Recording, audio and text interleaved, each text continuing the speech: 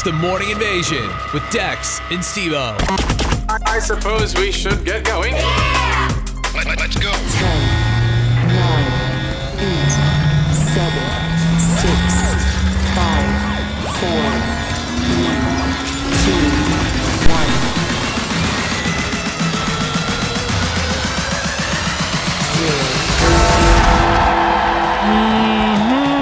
1. Good morning. What's up, guys? Yay! Welcome to Thursday. Dex and Steve-O. We're live from the Dreamstar Remodeling Star 88 Studios. Hello, everyone. Oh, hi. Hello. Hi. What's up, my friend Loretta? Hello. Hi. Sam, what you doing? Good to be here. Lots of people joining us on Facebook Live. Good morning, everyone. Good morning, YouTube. Shout out to all the YouTube people that subscribed yesterday. 700 people. Appreciate you guys. Our goal is 1,000 by the end of the show today. Can we do it? It's a big goal. I don't know. I was going to say 800, but, you know. Yeah, I mean, that's a you big just goal. shot for the moon. It's a good goal. I was hoping by the end of the week we'd hit 1,000. Be cool. Be cool. Yeah, go subscribe to our YouTube channel, Star 88 FM. Also Facebook. We love you too. Thank you if you're joining us on Facebook Live. You guys can call into the studio, 505-338-3700. And, of course, you can text into the show. What's the live line number? 505-585-LIVE. That's 505-585-5483. Yeah. Like to text in. Mm-hmm. Shout out to a brand new subscriber we literally just got. All right on. Thank you. Thank you so much. Thanks, Scott. Thanks, Scott. Pretty dope. Yeah, today we have Brian Nixon. Yeah, dude. He's coming Looking forward in. to that. 3 degrees. Coming up at 7 a.m. Mm-hmm. Not sure what he's going to be talking about, but he's got something for us. We have an early interview this morning.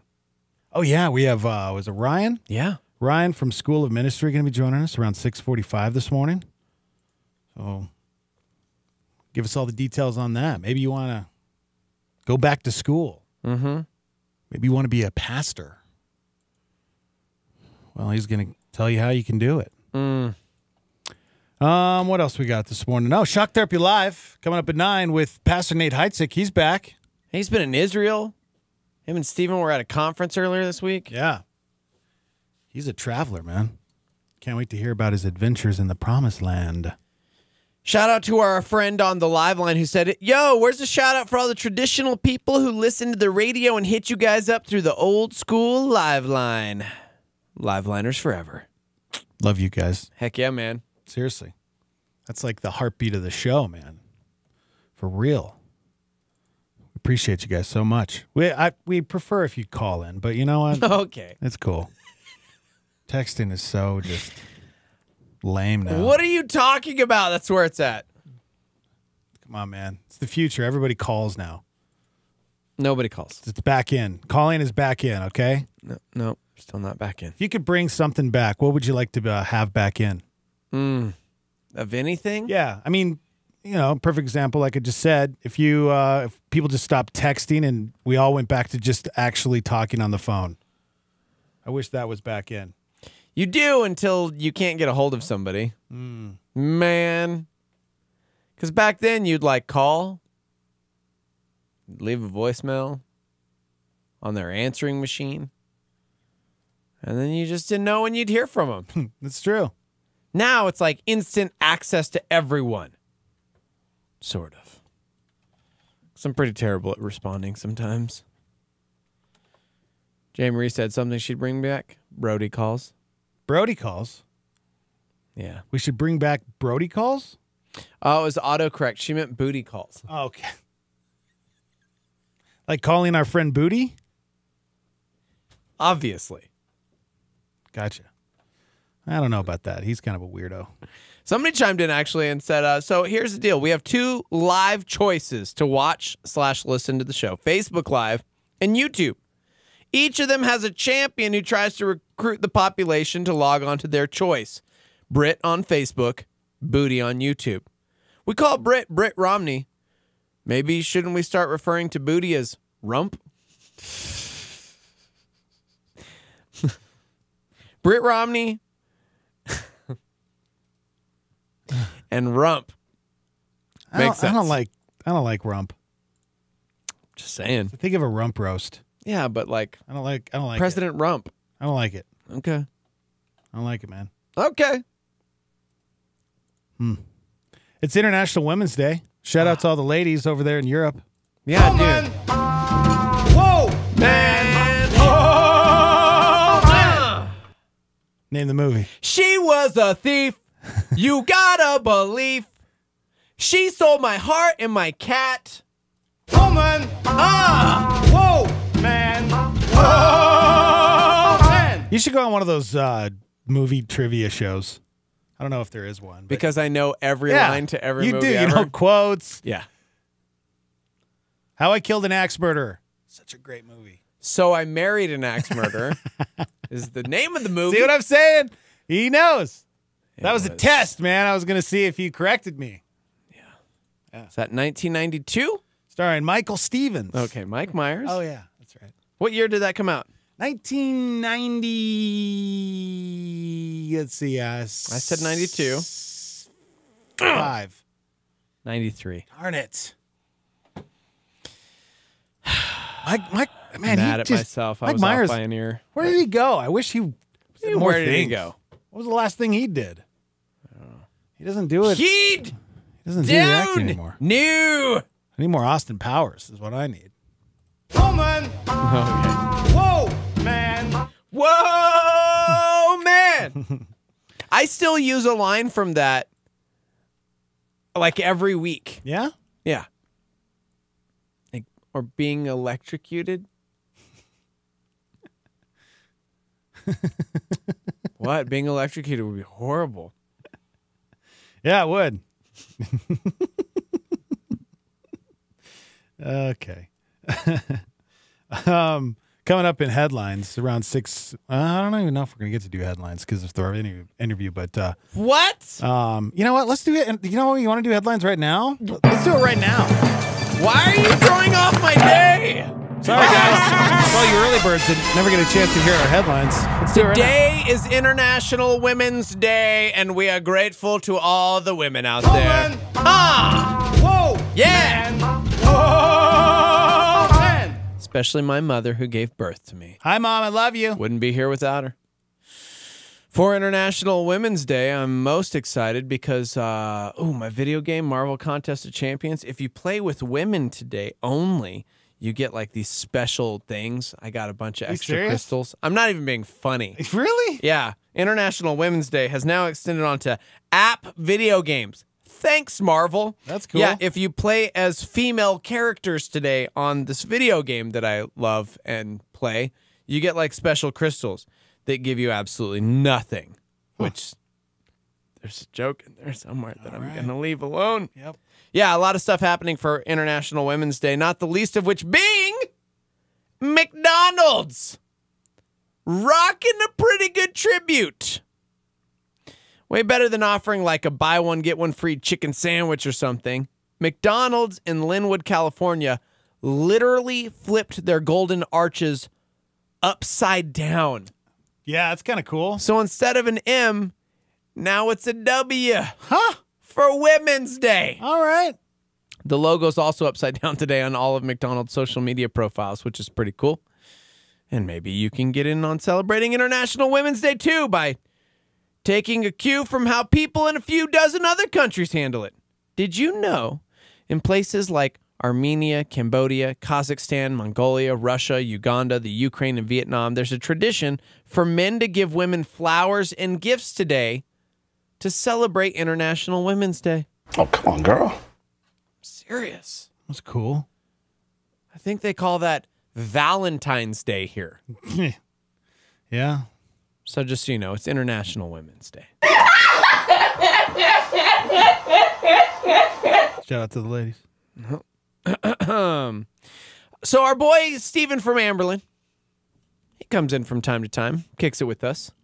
He did a cool little lead singer of Amberlin show out in California. Remember, it was a benefit. Yeah, he did. Yeah. It was a benefit show, like some 80s show. They all did cover songs. Like with Jack Black? A bunch of different, there's a bunch of different actors there. It was really, really cool. Bunch of different lead singers of bands out there.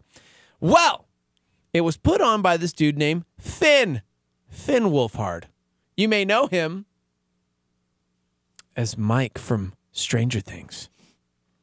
He was also in It. Well, his band released their first single called City Boy. Have you heard it? I have not. The band's called Calpurnia. Calpurnia.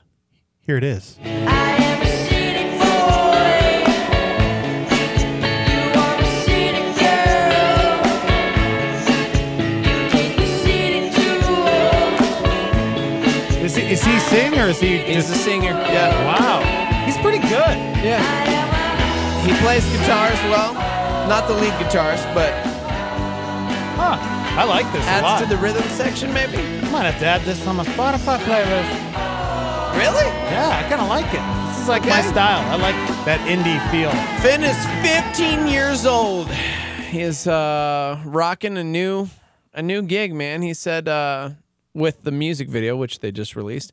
Hopefully this video can convey how much fun the whole experience was for all of us, and that this music is really just a product of a bunch of friends who love music coming together to create something. That's cool. We also want to thank Jason Bartell for creating the character you see in the video, who you might see more of soon. All right. Yeah. So there you go. I'm New a music city video. You know, all those other 14-year-olds in that band are just amped because they're in a band with Finn Wolfhard from Stranger Things. So even if it's bad, it's gonna get some press, and they're gonna sell some albums. Yep. Ah, it wasn't terrible. No, I thought it was great. It's pretty good. I was pretty surprised when I heard that. I mean, it's no Harry Styles. Just saying. Who else crossed over? Seth from the OC. I can't remember his band name. You know who I think is probably the most successful in that genre? Somebody correct me if I'm just way off base. Jared Leto? Yes. Oh, yeah. I just saw the trailer for The Outsider. Oh, my gosh. New show on looks awesome, Netflix. right? And I'm going, and I Is it a movie or a show? It's a TV series. Really? That's what I thought. I don't know. It looks really I'm good. gonna have to go look. Jared Leto is he's seriously so great, guys. Right. See, so that's the thing. And then all of a sudden he's like, here's my band, 30 Seconds to Mars. And you're like, this is amazing. But here's the thing. When 30 Seconds to Mars first came out, he wouldn't put his face on any of the posters. He didn't want anybody to know that it was him because they didn't want the success of the band to be because it was Jared it's Leto. a movie. Yeah. My that's what I bad. thought. My bad, It looks y'all. really good. It releases tomorrow. The Outsider. It's getting It's like, doesn't he decent like reviews. fight the Yakuza or something? What is it? The He Yakuzians? joins the Yakuza. He joins the Yakuza. He's the outsider. He's the love white it. dude that's like, guys, I'm going to join Yakuza. And they're like, why are you talking like that, man? You're Jared Leto. And he was like, right. Is that how the trailer went? Pretty much. Cool. That releases tomorrow. But seriously, I think he's probably the most successful. As far as acclaim with acting and acclaim with Oh yeah. music. What, maybe J-Lo? Okay. Maybe. Marky Mark? Maybe. I don't know. I just see 30 Seconds to Mars as being quite successful as a band, and he's quite successful as an actor. Didn't he win an Oscar Probably. for Dallas Buyers Club? Yeah. Yeah. So, I Um, mean, Jamie That's- Foxx. He crosses over. yeah. Yeah, I mean, Yeah, sure. yeah. Why not? Jamie Foxx, really? I mean, he dabbles with music. No, I get it. Yeah, dabbles. singer. He's the lead singer of 30 Seconds to Mars. That's Yeah. a little different. I'm just trying to throw out some other actors out there that cross over. Who else? Oh, man. Keanu Reeves did for a little while. Yeah. Jared Leto has won an Oscar. Oh yeah. Like, to me, that's like, okay, look, you won an Oscar. You also have a ridiculously successful band. I love that band. It's a great band. 30 Seconds to Mars. I don't know. Somebody else, help me. Sting? Sting? He kind of acted a He little. did? He dabbled. David Bowie. David Bowie. Yep. Prince? I mean, he did. He did Purple Rain. Heather says Johnny Depp. Johnny Depp. Mm-hmm.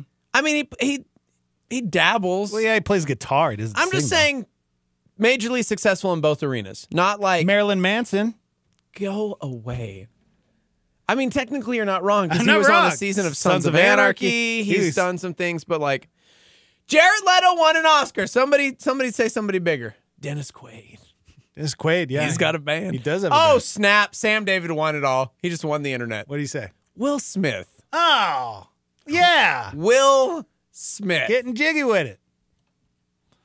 Lenore says J-Lo, and I'm like, maybe. Yeah, I mean, that's yeah. a pretty good one. I mean, That is a good one. Yeah. I'm sure there's quite a few more. LL Cool J? Miley Cyrus. LL Cool J, I will accept. Or maybe Queen Latifah. Yeah. All right. LL Cool J more than Queen Latifah. 50 Cent. Oh, Jack Black. Jarrett. Frank Sinatra. Duh. Oh, gosh. Frank, Good man. call. I'm a terrible... Elvis I'm a Presley? dumb- Yeah, Elvis. Yeah, but I mean, okay. Jared Leto won an Oscar for acting. Have you ever seen any? I'm gonna be filleted when I get home because Chrissy owns every single Elvis movie. She loves Elvis. I do too. I love his music. His acting was not spectacular. Was acting great back then? Yeah. Somebody Jared mentioned Frank Sinatra. I own on the other side every Rat Pack film. I loved those movies. Ocean's 11 was phenomenal. With Brad Pitt? I loved Brad Pitt. No, actually, the ending of Ocean's 11, the original, is not a happy ending. Doesn't work out for anybody. Wow. Yeah. Okay. Okay, moving on. Billy Bob Thornton. Billy Bob. Yeah. Thank you. Can't forget Matt Talica on YouTube wants to remind us that Legion is coming back April 3rd. We've talked about it before on Good News, guys. Our good friend Amber Midthunder, who's plays Carrie Loudermilk on Legion, is coming back in studio. Yeah. She'll be hanging out with us in April, actually, on the show. I can't wait for her to be here. I love her. She's great. Can't wait for that new season. Bing Crosby, Sammy Davis Jr. People are just Cher. pouring them out there now. Remember Cher? Yeah. Chrissy just chimed in with Mary J. Blige because she just was nominated for an Oscar. Huh? From Mudhound? What was that movie called? Mud Honey. That's what it was. Mud Honey. Mud Honey. Mudbound. Thank you. Mudbound. Dolly Parton. Russell Crowe. Mm-hmm. Our girl Claire just chimed in and said JT. JT. Gosh, he's a great actor. What? He's a really good He's actor. a great actor. Yeah, he is. He's a Every really, movie I've seen him in, he's been great. I will say he's hilarious. Like Saturday Night Live, he's hilarious. But you don't like his movies? Yeah, he's okay. What? He's not like What are you life looking changing. for, man? He's good. Okay. Gosh, he's one of the greats. He's a triple threat. Sorry, guys. I got hung up on Jared Leto, and I just can't stop the feeling. Okay. Where's my button? Where's my button? I got this feeling inside my bones. What? Maybe, JT. Yeah. But I mean, we're talking like, okay, moving on. I got to move on. I got to move on, guys. I can't even listen If to you I anymore. don't, why? Why? Why? Because JT's good. He's great. Name a movie that was like, dang, dude, that was powerful. Social Network. I knew you were gonna go there. I can't think of the other ones he was in. Exactly. That's my point, you dumb. Yeah, but they were terrible movies, and he made them great. Uh-huh. Okay? Name them. I don't know. What was that future one? Oh, you know what? Yeah. That was a good It was movie. a great Out movie. of Time. Wasn't Out it of called Ti- like Out of Time? I think. Yeah. Yeah. That was a good movie. That was a good And that would have movie. been a terrible movie if it didn't have Justin Timberlake. Yeah. Or maybe we're just biased because we like JT. Because I don't know that it was like great.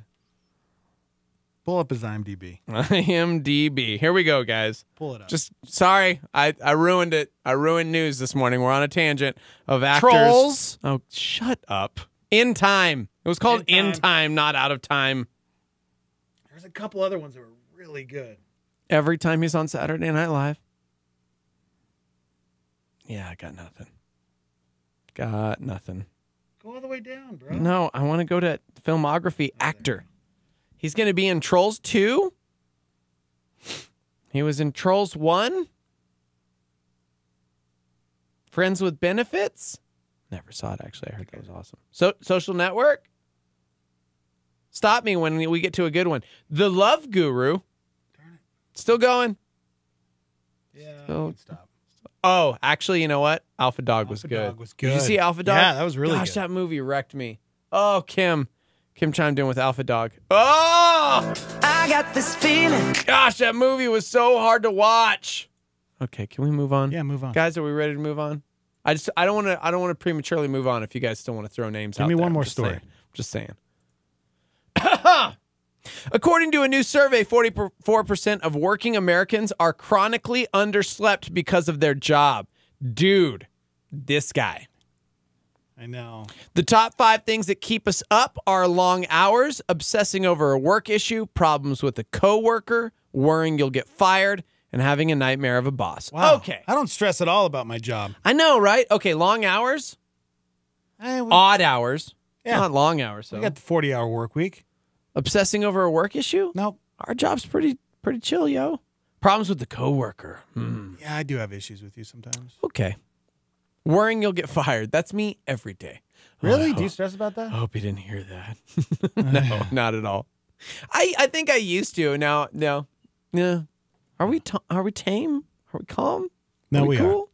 And having a nightmare of a boss? Well, clearly not. Yeah, chippers can get a little out of control sometimes. Okay. I didn't sleep well last night, but that's because I was like, allergies are destroying me right now. Sorry, man. Trying, man. I ain't got to get through this. I can do it. All right, we got to take a break. When we come back, Brian from School of Ministry going to be joining us. Ever thought about being a pastor? Going to give you all the details. 505-585-LIVE. You can text into the show. Good morning, YouTube. We're trying to get 800 subscribers by the end of the show today, so go to our YouTube channel, youtube.com/star88fm, and subscribe to our page. You can watch us live right there in the studio. Come on to Facebook Live. You can go there and watch the show as well. Kim, Dan, I almost called. Okay. You can go and hang out with everybody on Facebook Live. We'll be right back. Hang out. Loneliness can be a plague, even when we are surrounded by people. But Skip Heitzig says, If there's one place love should flourish, it ought to be in the body of Christ. Hotspot. The church is a place where we can all find family. God is about taking the isolated, the solitary, the alone person and bringing he or she into a network, a family, reality. A computer can't do that, and social networking can't do that. Looking for a solid Bible reading plan? Skip has several on the YouVersion app. Check them out. Now this flaming slice of truth from Skip. Our salvation should affect every relationship in life. Once we have been loved, we have been set free now to love other people. Take a moment and soak in this solid exhortation. Let love be without hypocrisy. Sincere love. Real love. Not fake love, not phony, turn on a click, smile, fake Christian love. The real deal. Because the real deal will heal people's hearts. Hotspot. A solar flare with John Bunyan. What God says is best, though all the men in the world are against it. This is Star 88. Did I pledge my allegiance for the purpose of progress, to a priest or a prophet, playing God in the process? Was I chasing convenience in a wave of disaster?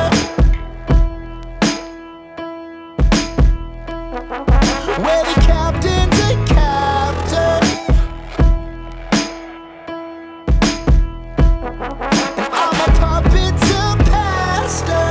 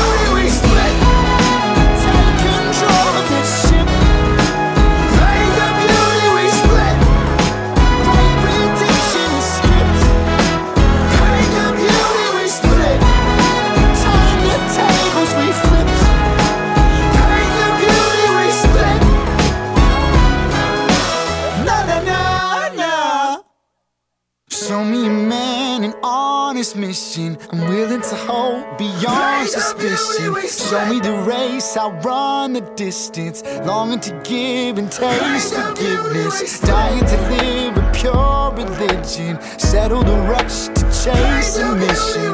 Open my eyes and soul to listen. Rich Wilkerson Jr. reminds us that if we desire to lead, we must first learn to follow.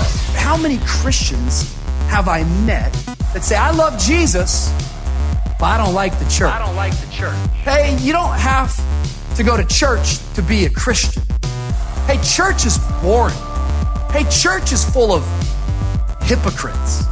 See, I think if we would just stop and reflect a little bit more on what we're saying and understand who we are as the church, we would never say these things. Because if we're the bride of Christ, there's no way to say, I love Jesus, but I don't like the church. That's like saying, I love you, Jesus, but I don't like your bride. Come on, I know you don't have to go to church to be qualified as a Christian, but come on, if you love Jesus and you're a Christian, why would you not want to go to church? Church is boring. Don't ever say that. Ever. Because church is you and me, and I refuse to be boring. You're boring. That's a PowerPoint on Star 88. Hey, what's going on in the news today?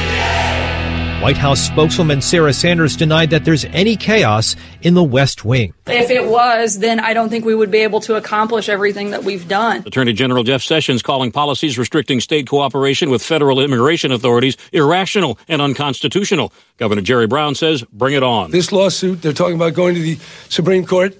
This lawsuit is going to last a lot longer than the Trump administration. A grand jury in Fort Lauderdale, Florida, indicted accused high school massacre gunman Nicholas Cruz on 17 first-degree murder counts and 17 counts of attempted murder. Conviction would make the 19-year-old death penalty eligible. The Northeast continues to see snowfall from this latest winter blast. On Wall Street, the Dow closed down 83 points. The Nasdaq gained 25. Good morning, Starmy. Welcome to the show. We're live from the Dreamstyle Remodeling Star 88 Studios. Good morning, Facebook Live. Good morning, YouTube Live. You guys can go watch the show. Be a part of our little community we got, or communities we got going on. But we're trying to reach 800 subscribers by the end of the show today, so go subscribe to our YouTube channel, youtube.com/star88fm. Also, if you're on the Facebook, go like our page, Star88FM. Welcoming to the show, Ryan, School of Ministry. What's up, man? Good morning. Good morning, sir. Welcome. Thanks for coming in so early. Yeah, dude, this is awesome. You guys are the only ones on campus. We really are. Although, from time to time, you'll randomly see like a maintenance dude or a janitor dude running around, and you're like, sup? Or the guys in Sopo. Like They're working in Sopo. Oh, yeah. Yeah, Seamus and Ian are usually there like crazy early. There's an occasional homeless guy like hanging out in the park. Yeah, that's always fun. Yeah. That's good, so, though, dude. Yeah. Thankfully, they just trimmed everything down so they can't. Never mind. Okay. All right. They hide in the bushes. They hide in the bushes? Yes. It's happened before, bro. I was accosted by a bear once. That's real. Nice. We were on the news and everything. Yep. That's no joke. Walking down, it was dark outside, coming down these stairs, and all of a sudden we heard something, and I looked up, and there's a black bear about 8 feet in front of me, just hanging out in the green belt. Wow. Giantest bear I've ever seen. Good thing I knew my bear skills. Yeah. I'd seen Legends of the Fall one too many times. He didn't do anything. Did you wrestle it? No, I did almost pee my pants because our co-host Teo was with me, and he started immediately walking backwards and trying to take a picture, and the flash went off. And so the bear was all of a sudden aware of us, and he starts like taking a step towards us, and I was like, no. Like, so I'm like trying to call somebody like on the phone, like to let them know, like, do not come near the green belt. Yeah. There's a bear. But as my voice got louder, he kind of got startled. And then I just started yelling, and the bear went, meow. Have you heard the thing where you're supposed to like get on each other's shoulders and Dude, be really for real. big? Yeah. Like, seriously, I just started projecting my voice, and he freaked out, and he ran around the building and then climbed up the tree over there. And they had to come trank him out of the tree. Wow. It was a pretty interesting morning. I think I actually have audio of Steve-O. Okay. Okay. Bear! Stop that! Stop that! Bear, stop that! Okay. Bear! Bear, stop that! Why are you doing Bear! that? Okay. Bear! Bear! Oh, man. Ryan's never coming back, man. Gosh. Welcome to the show, man. Yeah. It's good to have you in here. Of course. So you're not used to campus this early? There's nothing. On Sundays, I'm here this early. Yeah. Yeah. But this makes sense. This is like Yeah. keying into this building. I was like, there's not a soul in sight. There, No. nothing happening. Yeah. Literally nobody. Mm-hmm. So, well, you're here because of School of Ministry. Yes, sir. And tell everybody what that's all about. How long you been with School of Ministry? It started in August. Yeah. Okay. Yeah. It's a 10-month program. It's full time, so it's Monday through Friday from 8 to 11:30. There's like 7 classes, 7 different courses over the course of the week. Yeah. So it's like a college program. Right. Yeah. Yeah, dude. And our boy, is Beanick still doing like the theology class? I don't know. man. No, gosh. He should be. He got hosed. Yeah. When he, back in the day, You know what? I sat in on a few of his Really? classes. That's cool. That'd be fun. They were probably worried that he would scare too many students away Right? with his giant brain. Yes, he does have a giant brain. Everybody will get Yeah. to hear that in the 7 o'clock hour when he comes Yeah. in for 3 degrees. But yeah, Nice. dude. So talk a little bit about it, because I'm sure people listening, not everyone that goes into school ministry has this desire, like, I have to be a pastor, right? Right. So like, Yeah. talk a little bit about the different aspects of school ministry. Why did you join? Ooh, why did I join? Yeah. That's good. So I personally joined to just strengthen my relationship with Jesus. Yeah. I'm a fresh believer 2 years ago now. Nice. I actually got baptized this coming weekend is baptism Yeah. weekend. So Wow. it's my 1-year anniversary of being That's baptized. cool. That's cool. Yeah, dude. So the Lord called me. He was like, you know what? If you you're a new believer, and I wanted to know Him stronger. So Yeah. that's what took me to school of ministry. I had Dope. going in, I didn't have a desire to necessarily be a pastor. Now, Yeah. if God leads me that way, then that happens. But, Right. But See, there's that's the best way, man, to go in. There's Yeah. a wide variety of Yeah. students in there of all ages too. So Yeah. people are like, "Oh man, I'm too old." No, get Right. in there. Right. Yeah. Right. Dude. Bill Peterson, he went to one in San Diego. Really? Yeah. Nice. Yeah. He's not Dude, that's pastor. dope. Yeah. Yeah, exactly. Yeah, a lot of friends. I have a lot of friends that went through school of ministry, and some ended up becoming pastors, and others it just strengthened their not just their faith, their hermeneutic skill, everything. It just made them better disciples, if you will. So You just blew half your audience's mind using the word hermeneutics. Hermeneutics. You better explain that. Well, I mean, I think because of Phoenix, it's like, the hermeneutics is, I think it's, I don't want to say the most, it's a pretty important aspect of our faith because we got a lot of crazy people running around screaming scripture and then using that scripture for whatever their agenda or their belief, whatever they want to try and sell you on. Yeah. Which is why hermeneutics is so important. And that's basically like understanding. Well, you're a school of ministry guy. Why don't you tell a school of ministry guy? Okay. So hermeneutics is basically, so I come from a theater and film background. Okay. So script analysis. There So you when go. I do a There character, you go. Perfect. I analyze a script. So that's Right. pretty much what hermeneutics is how to properly break down, even Yep. to the point of like English structure, sentence structure, how to break down and find the observations, find the interpretations, and the application within scripture. Yeah. Without sounds intense. writing in your own notes. Yeah. Yeah. I mean, the big thing is like thinking about, a lot of people will put themselves in the Bible in today's culture. And it's Right. like, no, Yeah. it was written for the culture of then, Yeah. for that people. Yeah. But it still applies to us today. I mean, it's timeless truth. Yeah. Yeah. More really cool. more script analysis, less improv. Yeah. There's too much improv going on right now. Yes. Amen. Yeah. You just need to anyways- know the basics, man. Come Okay, on. get out of here. Anyway, we're going to post all of the details, facebook.com/star88fm, because you can register now for the 2018-2019 school year, right? Absolutely. Yeah, dude. So, go ahead. Oh, I thought you raised your hand. I was Oh, like, oh, go ahead, No, bro. you're good, man. It's like You're a good. classroom all of a You're sudden. good. It just got weird, like classroom style. So I have there a you question. go. Yeah, man. If you want to attend the school of ministry, you can submit a completed application along with the application fee, references, and a passport-sized photo. You got to do it, though, by July 31st. So get in there. CalvaryABQ.org/SOM, which stands for School of Ministry. Anything else? So, Ryan, you need to You need to plug or anything? What need to plug? Yeah, I mean, you're here. Plug away. What else you got going on? Anything? I just got hired here. Nice. Yeah. Dope. Congrats, what are you going to be man. doing? I fabricate stuff. Really? Yeah. You make stuff up? I build it. I do. I create fabricate lies. stuff up every time. day. Every day. Like Our whole every show hour, is I'm just fabricated. fabricating. Oh, That's man. cool, man. That's pretty dope. Well, welcome aboard, man. Yeah, dude. For Yeah, real. dude. Yeah. That's pretty cool. I can't Man. believe, I've never even ran into you before. We need to start like getting out. At least I do. I was in that bear costume a few weeks ago. Really? Yeah. I'm Phantom. No kidding. Yeah. You didn't know that? Amazing. I did. All right, Ryan. Anytime you need to come in, you're welcome, man. Awesome. All Thanks. right. All the details we'll post up at Star 88 FM, or you can go to star88.fm. Get all the details. We'll be right back. Hang out. Wake up, get up, wake up, get up, wake up, get up, wake up, get up, wake up, get up, wake up, get up, wake up, get up. It's the Morning Invasion with Dex and Steve-O. Taking me some time to understand.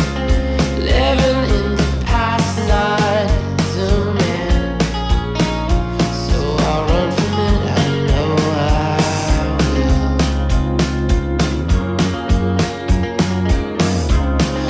Maybe when you're drunk, you'll call me up and talk about the girls you used to love. While the years go by, you catching up. Well, I never thought that I had 23% of singing songs. Sometimes I loved it for a loss. When I wrote, will I remember what I done, what I didn't do?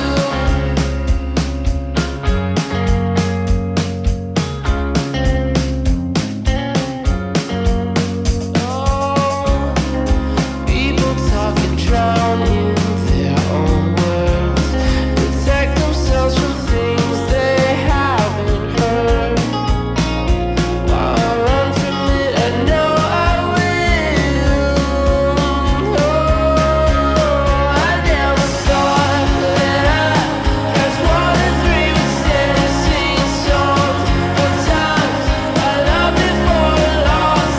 When I wrote, will I remember what I done, what I didn't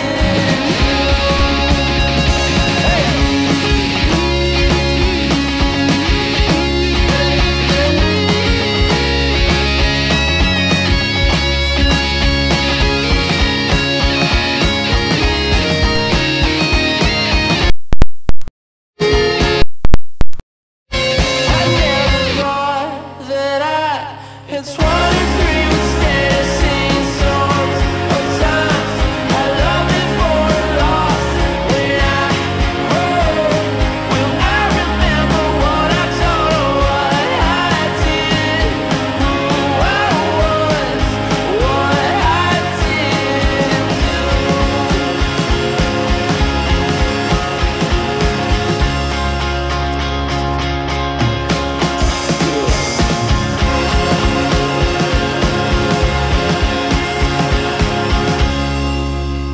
The Morning Invasion with Dex and Steve-O. That's us. Welcome. How you doing? I'm gonna talk like this the rest of the show. What is that voice? You be quiet over there. Hello, everyone. Dex and Steve-O. Yeah. It's Thursday. Coming up, 7 a.m. Phoenix. Brian Nixon will be joining us. One of the coolest, smartest, beautiful human beings to ever walk the planet. Wow. He'll be joining us for a whole hour. Yeah. 3 degrees. We'll find out some important things that happen on this day. And he usually ties it in with a cool state. We've now broadened our horizons, not only from just New Mexico, but now we're going America, man. Yeah, man. Let's connect some cool things to America. Yeah. It's coming up at 7. We have Shock Therapy Live coming up at 9 with Pastor Nate Heitzig. If you guys have any questions for him, you can get them in now. You can text them in at 505-585-LIVE. You can email us, studio@star88.fm. Get them in, guys, and we'll answer starting at 9 o'clock. All right, let's jump back into some headlines.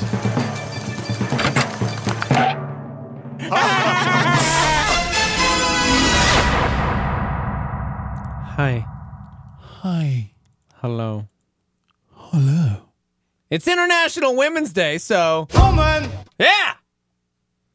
Couldn't go without telling a really dope story about it. Just a great woman. Oh. Yeah, You man. gonna pay tribute to a woman? Yeah. A 34-year-old woman in Albuquerque, New Mexico. Woman! Her name is Ginger. She had to take a drug test last month as Okay. part of her probation stemming from forgery charges last year. And when you think of forgery, you think, what a liar face. Yeah. Liar face. That's Yeah. exactly what I think of. Forgery, when am I right? Yeah. Just had Ryan in here talking about fabricating things. Well, this woman should get an award for International Women's Day. Okay.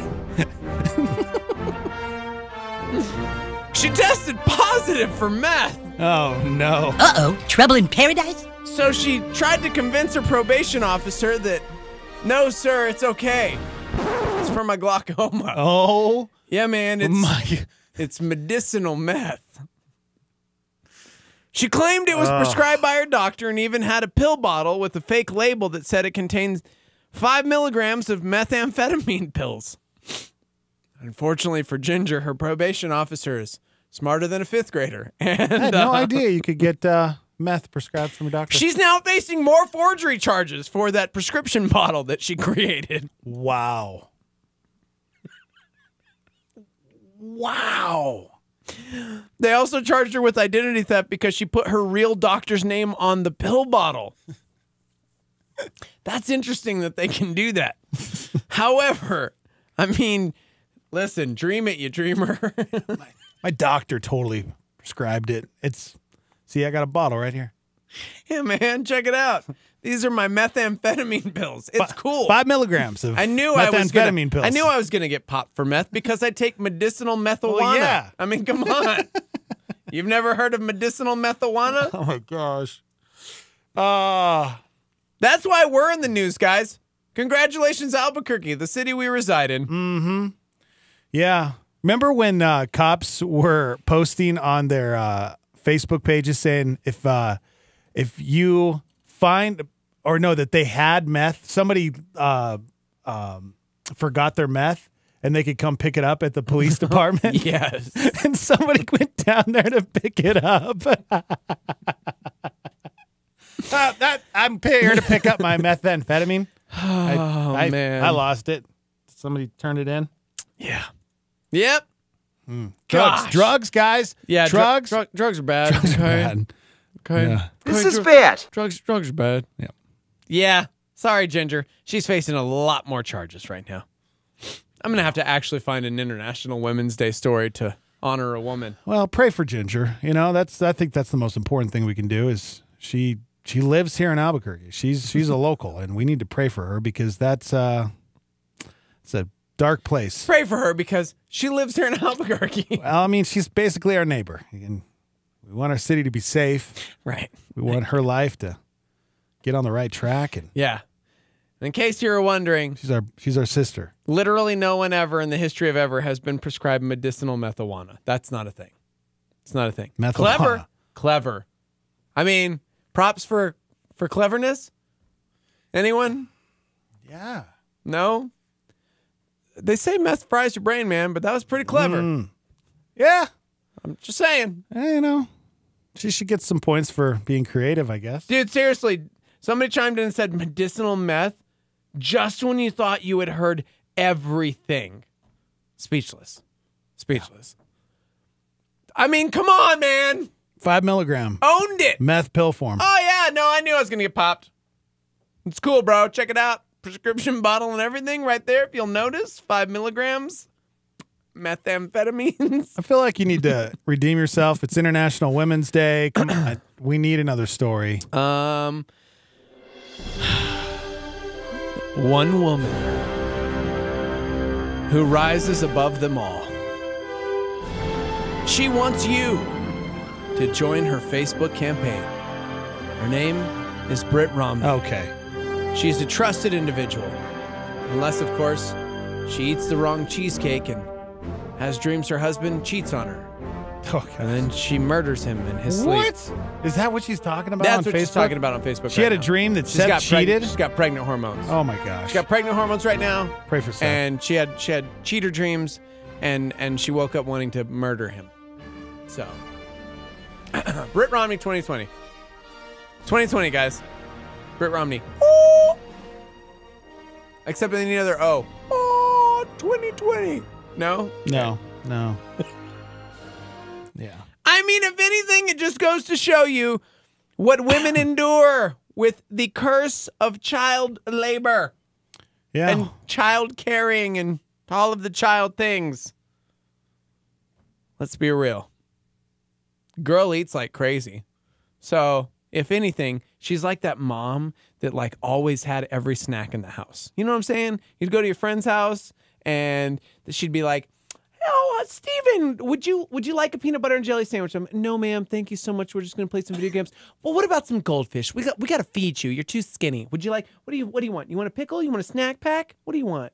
Would you like a fruit roll up? What do you got? What do you want?" That's Britt. She's got all of the best snacks always because Seth goes out and gets her fruit roll ups at 3:00 in the morning because she's crazy. International Women's Day. No, I need to redeem this. Okay, I got it. Guys, I got it. About a year ago, a nurse in Jacksonville, Florida, named Jess Ham had to treat a 14-month-old girl named Delilah who'd been severely abused. Oh, this sounds awful. She showed up to the pediatric ICU malnourished with several broken bones and a skull fracture. Now, obviously, her parents will never get to lay a finger on her again. Well, then Jess found out Delilah had a twin sister named Caroline, who was also being treated at the hospital for the same type of injuries. She says it was heartbreaking to see them because they were both so weak. Delilah couldn't even sit up or hold a bottle. But here's the good news. A local news station in Jacksonville just ran a story, and Jess, the nurse, just adopted both of the babies. Okay. Are you kidding me with that? No, because it was in the news. It's real. They're about 2 years old now, and they've totally recovered. They're both happy, healthy, and meeting all their developmental goals. We're not sure how old Jess is, but mid-30s. She says she's never really considered adoption until she met these two babies. And she hopes the story inspires more people to adopt. That is a story on Women's International Girl Day. Women's Yeah, go ahead. The Women here's the on thing. International Is Girls. it International Women's Day? Or is it girls. International Women Day? Because you can't say Women's Ladies of the Day, International right? Because women is already the plural of woman. Yes. So it wouldn't be women's. Yes. Right? Yes, Because yes. It's not even a word. Yes. Woman. It's Woman's Day or Women Yes. Day. Yes. I'm so confused. Me too. It's International Women's Day, guys. We got to take a break. International. It is Women's Day. Women's How Day. is that a thing? Is it women the plural of woman? So women's is like kind of redundant, right? Unless it's like Women's Day. So like women everywhere, it's all of your day. Collectively, that actually makes sense. I'm going to shut up now. Thank you. Need to go to break. We're live from the Dreamstar Remodeling Star 88 Studios. Brian Nixon, 3 Degrees, is next. A supernova on Star 88 with David Jeremiah. The church in Sardis died because it forgot that our victories from yesterday don't count today. I had somebody say something that startled me. Do you want to know how vibrant your Christian faith is? Let me ask you a question. How old are your illustrations? Do you have to borrow from yesterday or the day before? Or is there something going on in your life right now that is so vibrant that when you share your faith, you can say, this is what the Lord did for me today? Vance Havner, the great Southern Baptist preacher who is now with the Lord, used to say often in his meetings that every spiritual ministry goes through 4 stages. It starts with a man, it goes to a movement, it becomes a machine, and ultimately a monument. The problem with the church in Sardis is it was in the monument stage. Turning Point with David Jeremiah. Don't miss it on our sister station, KNKT, weekdays at 11 a.m. on 107.1 FM. This is Groundwire with Sean Dunn. God is preparing a home for me. I know that might sound strange, but the Bible teaches that Jesus went up to heaven to prepare a place for all of the people that choose to follow him while they're here on earth. Those of us that have received Jesus Christ's sacrifice on the cross for the forgiveness of our sins are promised a home with him when this life is over. And let me tell you, I can't wait. I really don't know what heaven is going to be like, but I know it's going to be good. I'm going to see old friends that I haven't seen in a long time, and I'm going to get to spend eternity with God, my Creator and the lover of my soul. The Bible teaches that there is no more sadness or pain, that joy and peace await all who arrive there. Like I said, I can't wait. I've already surrendered to God's goodness, and I know that heaven awaits. Do you know that as well? The hope of heaven can be yours, but you must give your life to him on earth to experience the promise of a heavenly home. If you haven't done that, you can do it today. God is waiting for you to make your reservation. To find out more, click on groundwire.net. Groundwire.net. This is KLYT, Albuquerque, Santa Fe, Star 88, New Mexico's fresh alternative. The Morning Invasion with Dex and Steve-O. Oh, man. My dad's a cowboy. No, dude, he's like one of the original You're gonna kill cowboys. your dad. I'm going to He's kill gonna have a heart attack over He actually this. has been in the hospital. Oh gosh, why are we going to ruin pray it? for him. Oh My dad is basically Clint Eastwood. no. Someone says if Star Wars is number 1, then Firefly is number 2, and that just became my favorite new member of the Star Army because that's so true. I'm trying to think what my dad would say. Hello? Hey, Dad, it's your son George. Okay. Hey, who? It's your son Joe Stuff. Yep. Or Dex. Or Which one? Yeah. You only have one. Yeah. Well, you have 2 sons and a daughter, but only one named Joe. It's getting uncomfortable. Dad, I heard you were in the hospital. You okay? Yeah, I'm fine. Yeah? What'd they say? What'd they say? They give me 24 hours. Oh, well, at least we have 24 hours. That was 3 days ago. Oh. So Any minute now. Yeah, man. Yeah. Walking miracle. Yeah. Okay, let's get serious. Okay, let's just get serious. Okay. We have this list that some website made up, and it was the top 10 best Western films of all time. And you're a huge Western fan. What, in your opinion, is the greatest Western film of all time? A series? It could be any. Yeah, it could be a series or a movie. You pick. Gunsmoke. Not on the list. Not on the list. Name another one. That shows you what they know. Yeah, Amen. exactly. They said Star Wars was the #1 greatest Western. That's of real. all time. They said Star Wars was number 1 on the list of greatest Westerns of all time.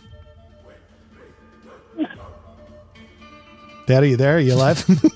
Greatest what? Yeah, I told you! They said on this list that Star Wars was the #1 greatest Western of all time. Set in the desert. There's bar fights. There's a dude with a side sling there. There's a You know, saloon. come on, you got your Han Solo. He's the cowboy. Yep.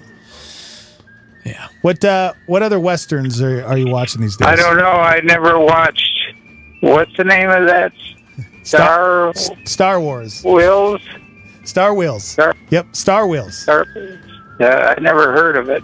Yep. Now, name another one. What's another Western that you watched recently? Battle of the Bulge. It's a good one. Not on the list. Dad, do you realize how old Clint Eastwood is now? He's 86. No. Okay. He's 90. No. 93, I think. No. Did it? I'm serious. He's in his 90s. He's 87, dude. Darn it, man. Gosh. Somebody lied to me. 87. He just turned 87 in May. So you were right on, man. Yeah, my dad, he loves Clint Eastwood. Yeah. What about True Grit? I kind of, act like him all the way. Yeah. You sound like him a little bit. Yeah. Especially from Gran Torino. Get off my lawn. Get off my lawn, you mother! Whoa! He got into the character a little Dad! bit. You can't say that. You can't tell Mom to get off the lawn. Wow. That's where he was going. You mother of my children. He was Yeah. talking to your mom. Jeez. Woo, it just threw me way off. Threw me way off. You really got into that. I almost had a heart attack. I thought it was Clint Eastwood. You really got into that. That was good. I like that. I liked that. Ugh.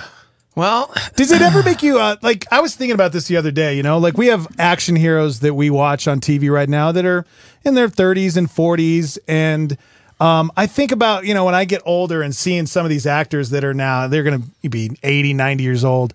What is it like to see your favorite action hero dead, just withering away?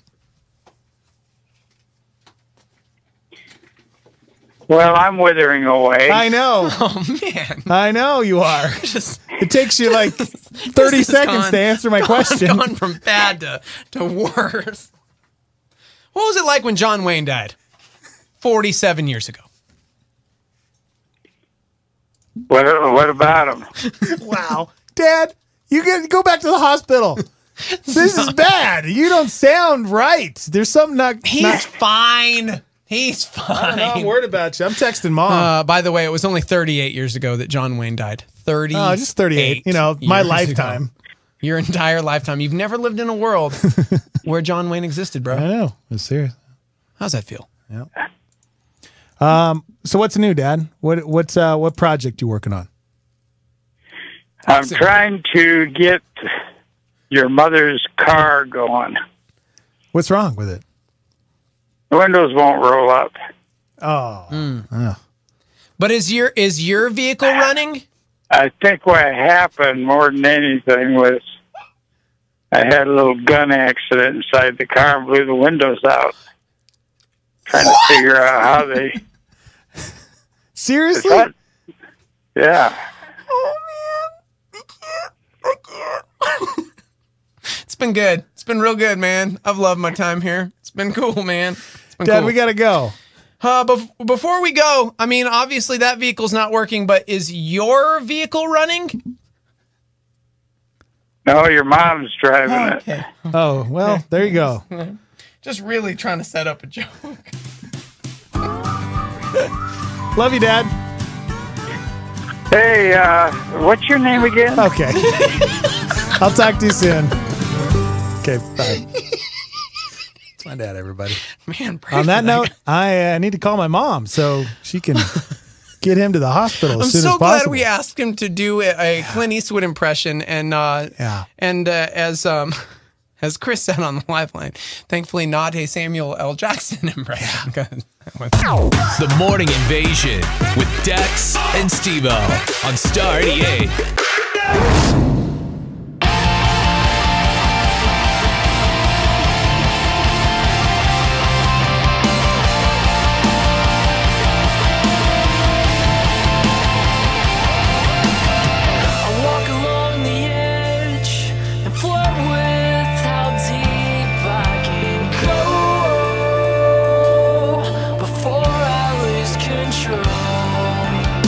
Maybe I'm backing down, maybe I'm turning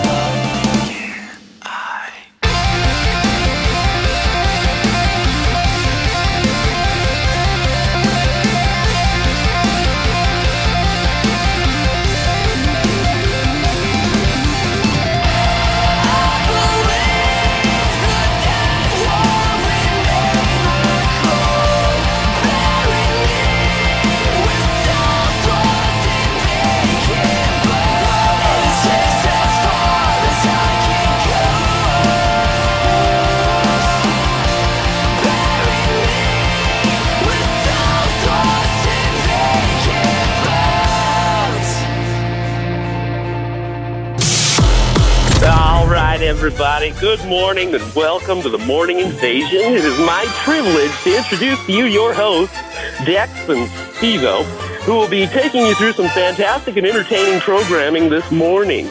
You may be exposed to such stimulating content as Quality Tam Tuesdays, 3 Degrees with Brian Nixon, Fridays with the Schwan, Shock Therapy Live with Nate and Janae Heisnick, Slow Motion Theater, and your favorite game show, Hollywood Hits.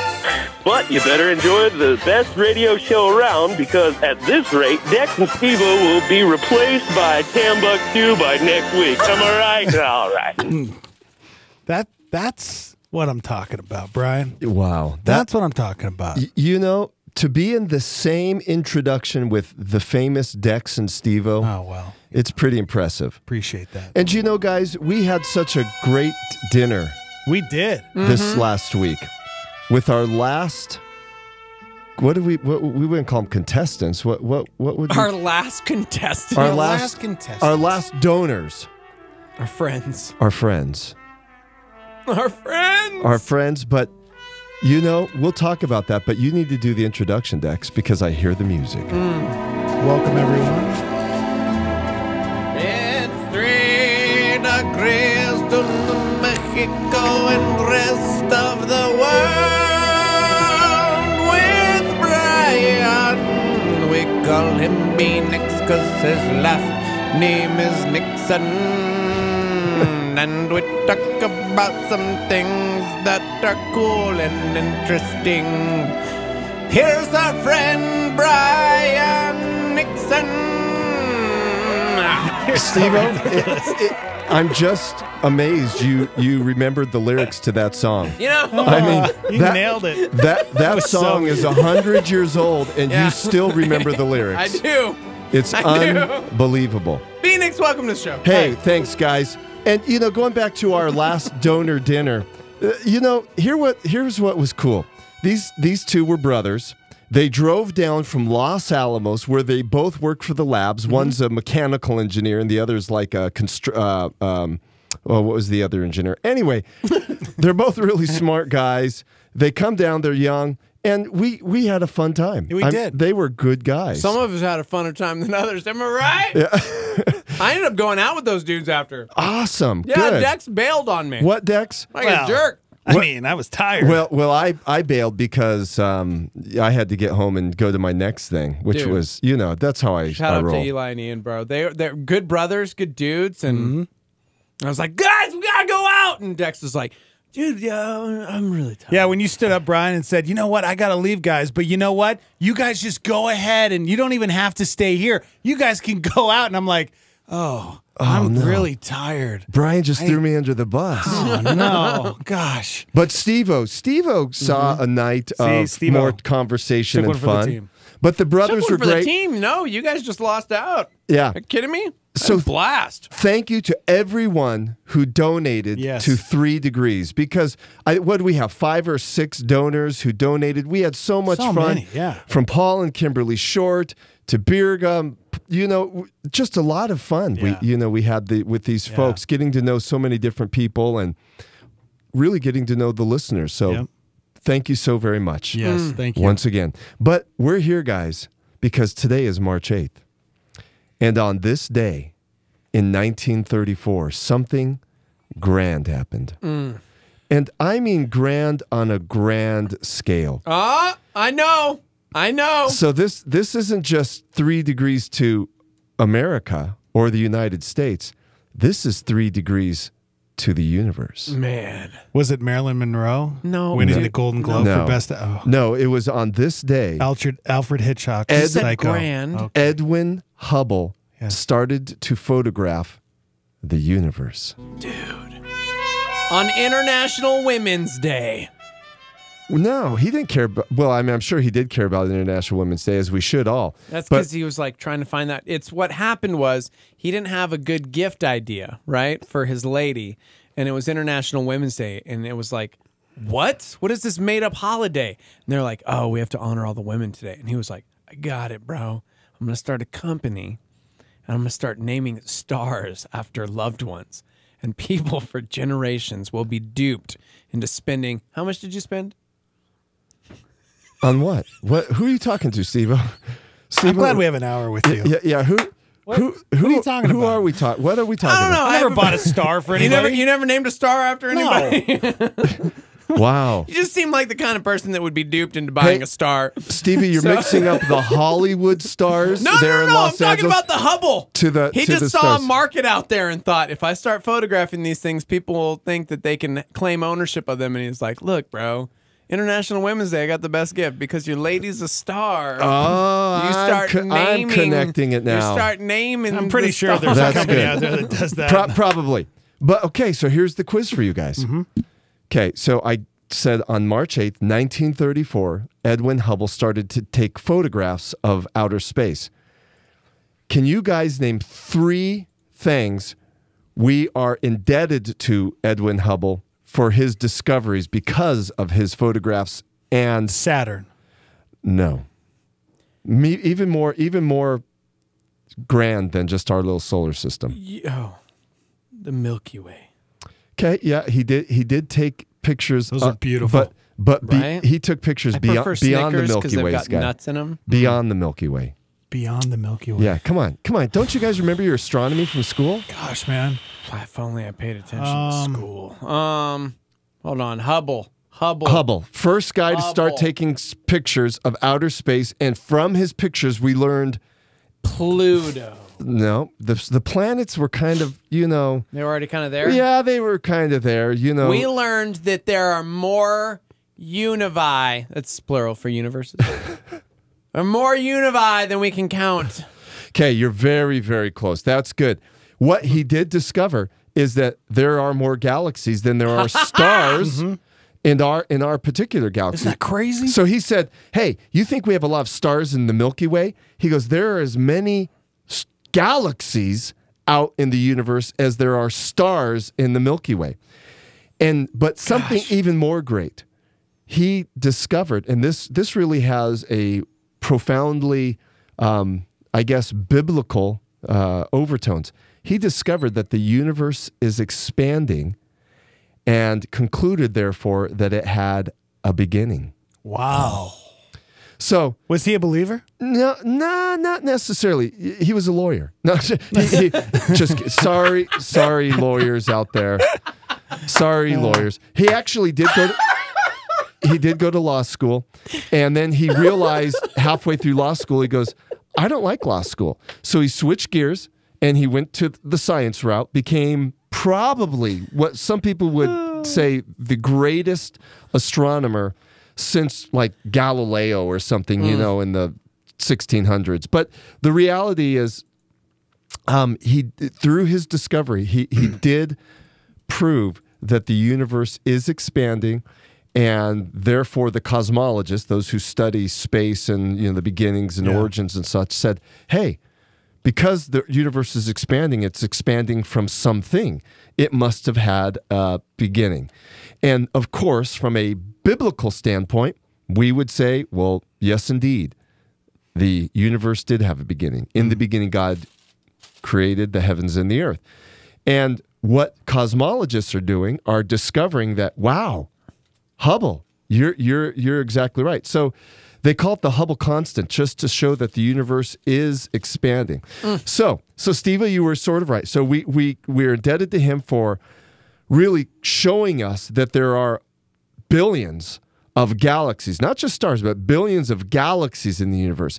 And he started to categorize those galaxies by shape and size, which we still use his categorization system today in astronomy.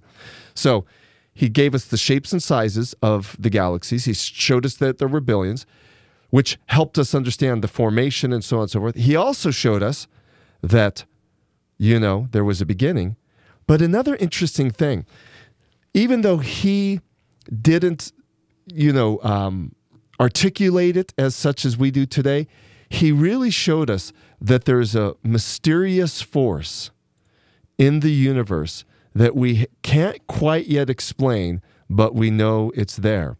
And what modern cosmologists call it, dark energy. So dark energy is one of those astronomical phenomena that scientists just can't get a hold of, but they really think that it could be kind of like a counteractive to gravity, and that with gravity and dark energy working in conjunction, stars form, and we get these galaxies, and then you get the whole notion of black holes. Yeah. And people love black holes. Yeah, people are chiming in left and right talking about black holes when it was things that he discovered. Yeah, Somebody said, Dex may be dense, but even he can't compare with the black hole. Am I right? Black holes, black holes are really fascinating. Now we're just beginning to understand them. We have evidence. Astronomers have evidence that black holes are real. Yeah. For many, many years before Hubble, scientists through their equations, they go, well, there's a lot of quote unquote empty space. And they would go, well, what's all that empty space? Well, what they're realizing, that's not empty space. It's full of something. And they call it dark energy and different stuff of that nature. And then they said, well, these black holes, these things that are like at the center of all these universes, what are these? Are they dark energy, or, what exactly is going on? Yeah. So that's what modern astronomers, a lot of them, are studying, are these black holes. But black holes, and this is just a layman's real quick, overview of it. Black holes are what we think is when a huge, massive star dies, and rather than exploding, like Prince, yeah, kind of like Prince, David Bowie, massive stars, yeah. So when they die, they don't explode like a nebula, but what they rather do is they implode, and they begin to implode so much that they suck in and even gravity. So what they do is they warp space. So they're warping space. So if you were to hold up a piece of paper, just think of like pushing your hand through, and they're warping space. And so they're not sure. Scientists are not sure if it's the same, time continuum. Got to be a time warp. Yeah, well, it's gotta be. Yeah, right. Science fiction writers have said, well, these are wormholes. It's a door to another galaxy. Exactly. Oh, okay. That's what some people are saying. Now, we just don't know all of this, but there is a lot of theory out there. Why can't we just go into one? Well, because you never come back, bro. You would evaporate. So? We wouldn't know. You would evaporate even just getting close to these things. Really? Black holes are so super powerful, they will suck and eat alive anything within. Have we tried to send a camera through? No, they're so far away. Oh, okay. I mean, even the one here in the Milky Way is so far away. I mean, we could barely get to Mars, let alone, get to, black hole in the Come on, the Elon Musk, convince something to get there. Come on. First world problems. Like, we can barely get to Mars. That's like how many planets away? Hold on. My very excellent mother. If we could send something at the speed of light, how long do you think it would take to get there? Well, speed of light, it would probably take at the speed of light. It would still take probably, I don't know. We'd be able to do it in this lifetime? Oh, no. Really? It would be like 100,000 years or something like that. Your mind just blows, man.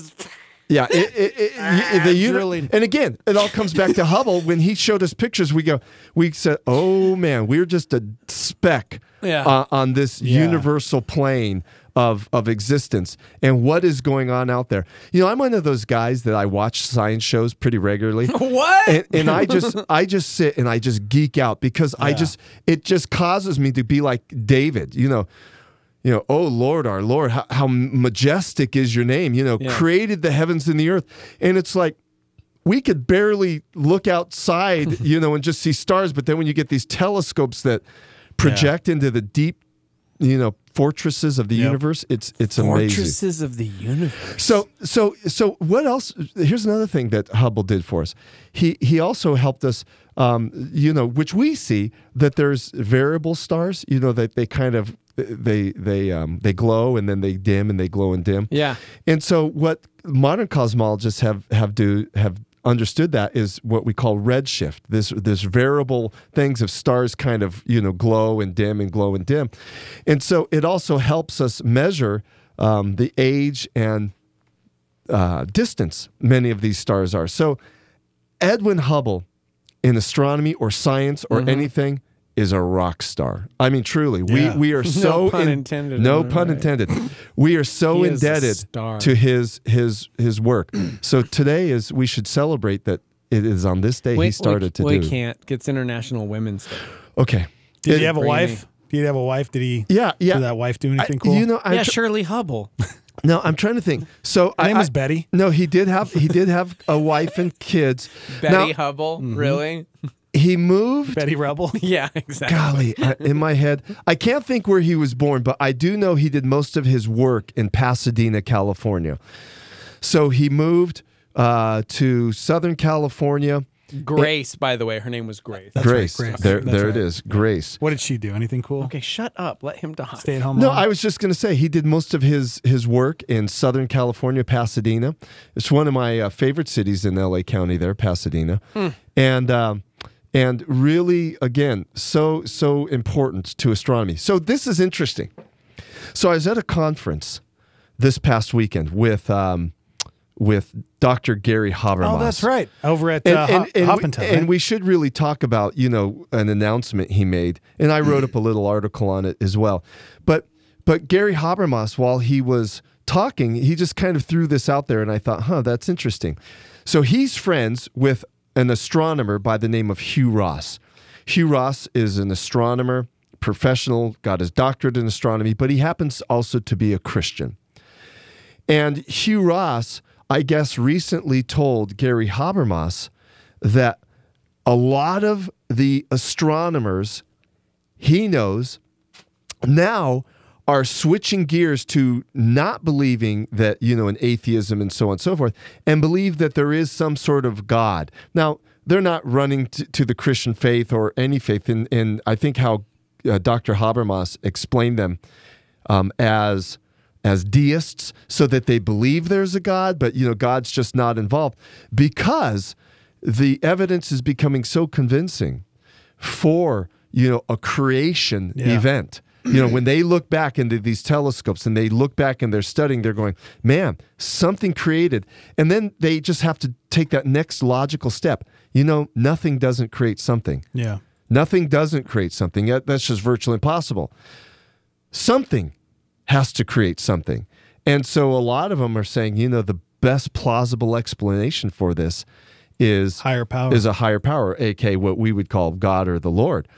But it's interesting that a scientist is saying other scientists are coming to that conclusion. I want to say that Gary Habermas said maybe 70% of astronomers are now starting to deal with this idea of, hey, there is something that created something. Now, they're not saying that it's the biblical God, but some of them are coming to that conclusion. So again, and we have Edwin Hubble to thank for really showing us that the universe did have a beginning and it's expanding. Dude, you know what's really interesting about Edwin Hubble? You could never go honor that guy in a way at a burial site because no one knows where his body is. It's in space. They probably shot him up in a rocket. Okay, you dumb. No, this was in the 50s. They couldn't shoot him in space in the 50s.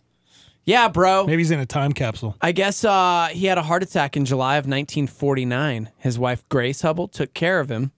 And he died of cerebral thrombosis, a spontaneous blood clot in the brain. In 1953, there was never a funeral, and his wife never revealed his burial site. No kidding. Yeah.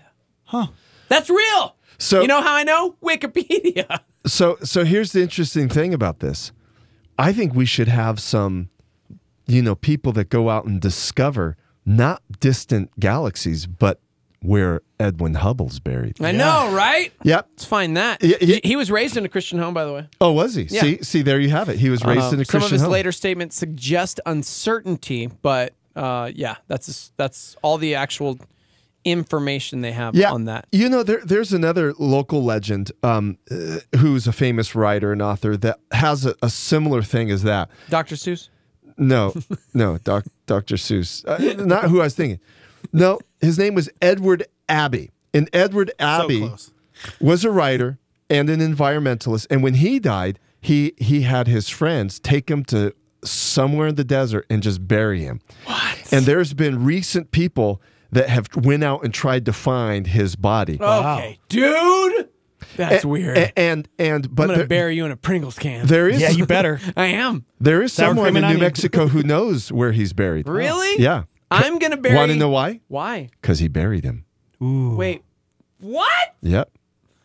So Edward Abbey, famous author, wrote several books. Several of them made it to movies. And then when he died, he said, friends, go bury me in the desert and don't tell anyone. So a guy by the name of Jack Loeffler, who is a local, he did radio, he's a writer, he's a musicologist. Jack Loeffler took his body with a couple other guys and drove him somewhere. Some would say here in New Mexico, others would say in Arizona, and buried him. And they didn't tell anyone. So Edward Abbey's body could be next to Edwin Hubble's body. Yeah, no for kidding, all we right? know. Yeah. For all we know. Dude, so he wanted his body transported in the bed of a pickup truck. Yep. And he wanted to be buried as soon as possible. He didn't want to be embalmed. He didn't want to be placed in a coffin. He preferred to be placed inside of an old sleeping bag and requested that his friends disregard all state laws concerning burial. I want my body to help fertilize the growth of a cactus or a cliff rose or a sagebrush or a tree. I love that. No speech is desired, though the deceased will not interfere if someone felt the urge, but keep it all simple and brief, end quote. Okay. He I'm down with requested gunfire, bagpipe music, a cheerful and raucous wake, and a flood of beer and booze. Lots of singing, dancing, talking, hollering, laughing, and lovemaking, end quote. That was what he left for his friends. Yep. And Jack That's crazy! That is. Well, here's one of the cool things. Okay, since we're on, we've switched gears a little bit off Edwin Hubble, but they're mysterious burials. Now we're on Edward Abbey. Yeah. Edward Abbey actually went to University of New Mexico, got his master's in writing, lived here. He actually also was a fire scout down in southern New Mexico for a while. And some of his books obviously made into movies. And one of the first early, I think it was made in the 50s, it may have been Kirk Douglas, who was the star, maybe Lonely Cowboy or something. But it was filmed all here in Albuquerque. No kidding. Wow. Yeah. The Brave Cowboy. The Brave Cowboy. Yeah. So the Brave Cowboy was filmed. You need to go on Jeopardy. Why have you never gone on Jeopardy? Well, just because. You would win all of the money. You know all of these random facts, man. But is that... I go to Wikipedia and it's like, no, he's right. This random dude in Tucson. Yeah, but isn't that cool that now Edwin Hubble and Edward Abbey kind of just both have mysterious burial places. Secret burials. I'm doing this with Dex. I'm gonna cremate him. I'm gonna put him in the Pringles can he requested, but I'm gonna line it with hundies, right? Like all these $100 bills. Wow. I'm gonna go bury it somewhere and be like, if you can find Dex, Okay. you got to dig through his treasure hunt. ashes, Wow. but you get all the hundreds. Okay. So there's going to be a treasure hunt around Dex. Have you ever thought about looking up that treasure that guy in Santa Fe buried somewhere? My uncle bought me the book, and he said, Brian, if someone could crack this, Right? I was just thinking that. And I looked at the book the other day, and I still haven't read it. You need to. But here's the interesting thing. When I was at Forrest Fenn's house, the guy who wrote the book, I looked at his archaeological stuff, and the man has an amazing assortment of artifacts. So Forrest Fenn, who wrote this book that buried this treasure, he lives in Santa Fe, and I was invited to his house by a mutual friend. What the heck, man? So I'm going there, and he was sitting in this office, and they brought me in there, and they said, hey, this is Brian, and this is Forrest. And this office literally was just like a museum, consumed with artifacts. Amazing. Yeah. I mean, and I'm just like a kid in a candy store. Is that what the treasure is? Is a lot of those artifacts? Yeah.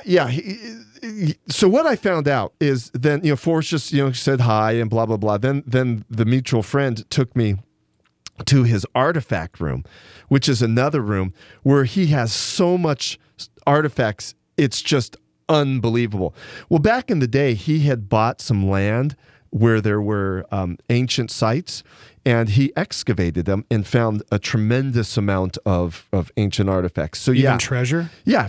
And so what he did is he took this, assortments from all his different finds and excavations, and he put it apparently in this box and buried it somewhere in the Rocky Mountain region. Yeah. So yeah, I've been to his house, and it really was just a fascinating thing.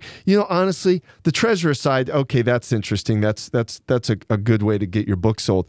But the gentleman truly does have an enormous amount, an impressive amount of amazing artifacts. That's cool.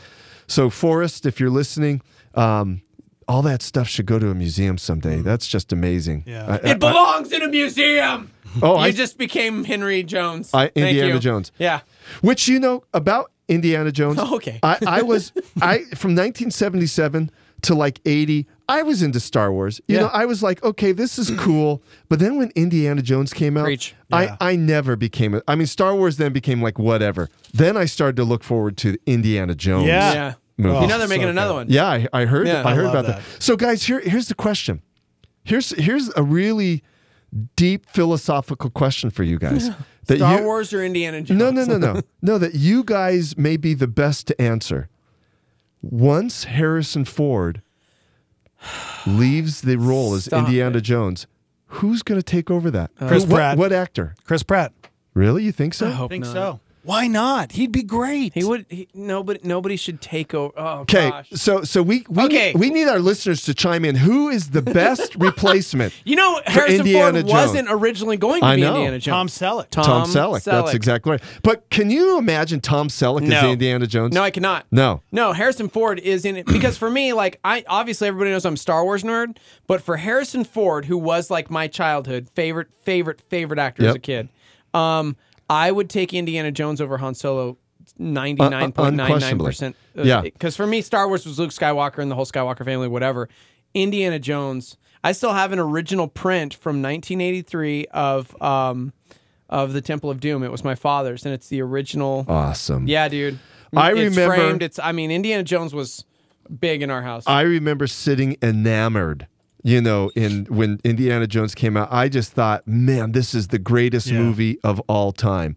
And, you know, it really is. But I just curious, you know, because let's be honest, they're going to keep this, you know, this movie going. Oh, yeah. And It's a cash cow. It's a cash cow. And so they're either going to ruin it or really do some cool stuff with it. It's kind of like Star Wars now. Now there's going to be a movie every other year. You're almost going to get bored with it. And it's like, yeah, whatever. But Indiana Jones, who could I think they take tried his to with place? Shia LaBeouf. Yeah. They tried, but he's did crazy try. and Which was too bad. I know I'm definitely in the minority. I didn't hate Kingdom of the Crystal Skulls. I thought it was pretty good. I didn't hate it either. Yeah, it's a typical Because they're Indiana like, Jones. dude, what aliens? It's so far out there. And I'm like, oh yeah, so much more far out there than I don't know other three. the Ark of the Covenant melting Nazi faces off, or a Holy Grail closing up a bullet wound. Yeah, so far fetched though, aliens. Right.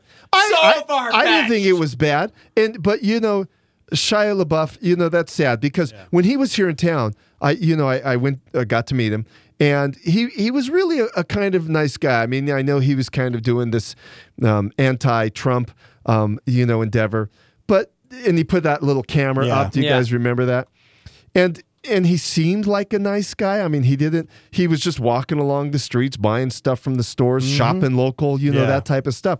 So hopefully things turn around for him because he is a talented guy. But I don't think he would make the next Indiana Jones. You still there? Thank you for holding. Good morning.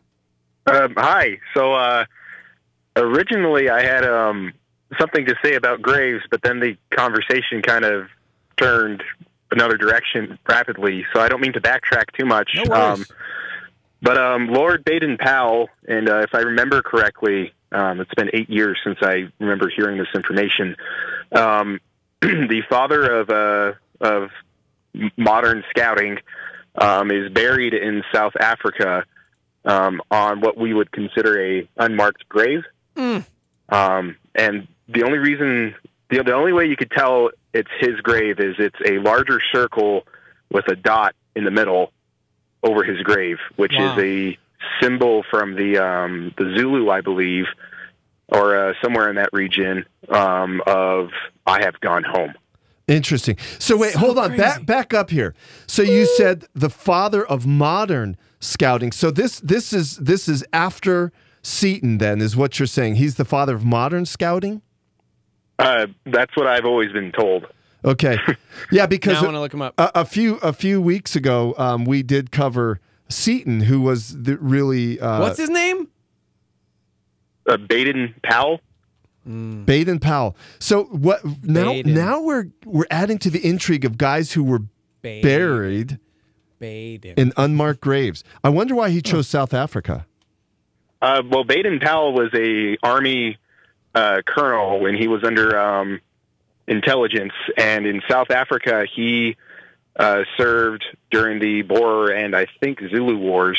No, just the Boer Wars. Interesting. And the thing with the Brown Sea programs that the Boy Scouts do is that every year they do at least here in the Great Southwest Council, they do a map of a butterfly with the names of the boys on it. And it's because Baden-Powell would take the positions of the Boers and make them into a map, but the map looked like a butterfly. And he got by the Boers who thought he was a spy by saying, hey, no, I'm just a naturalist cataloging butterflies.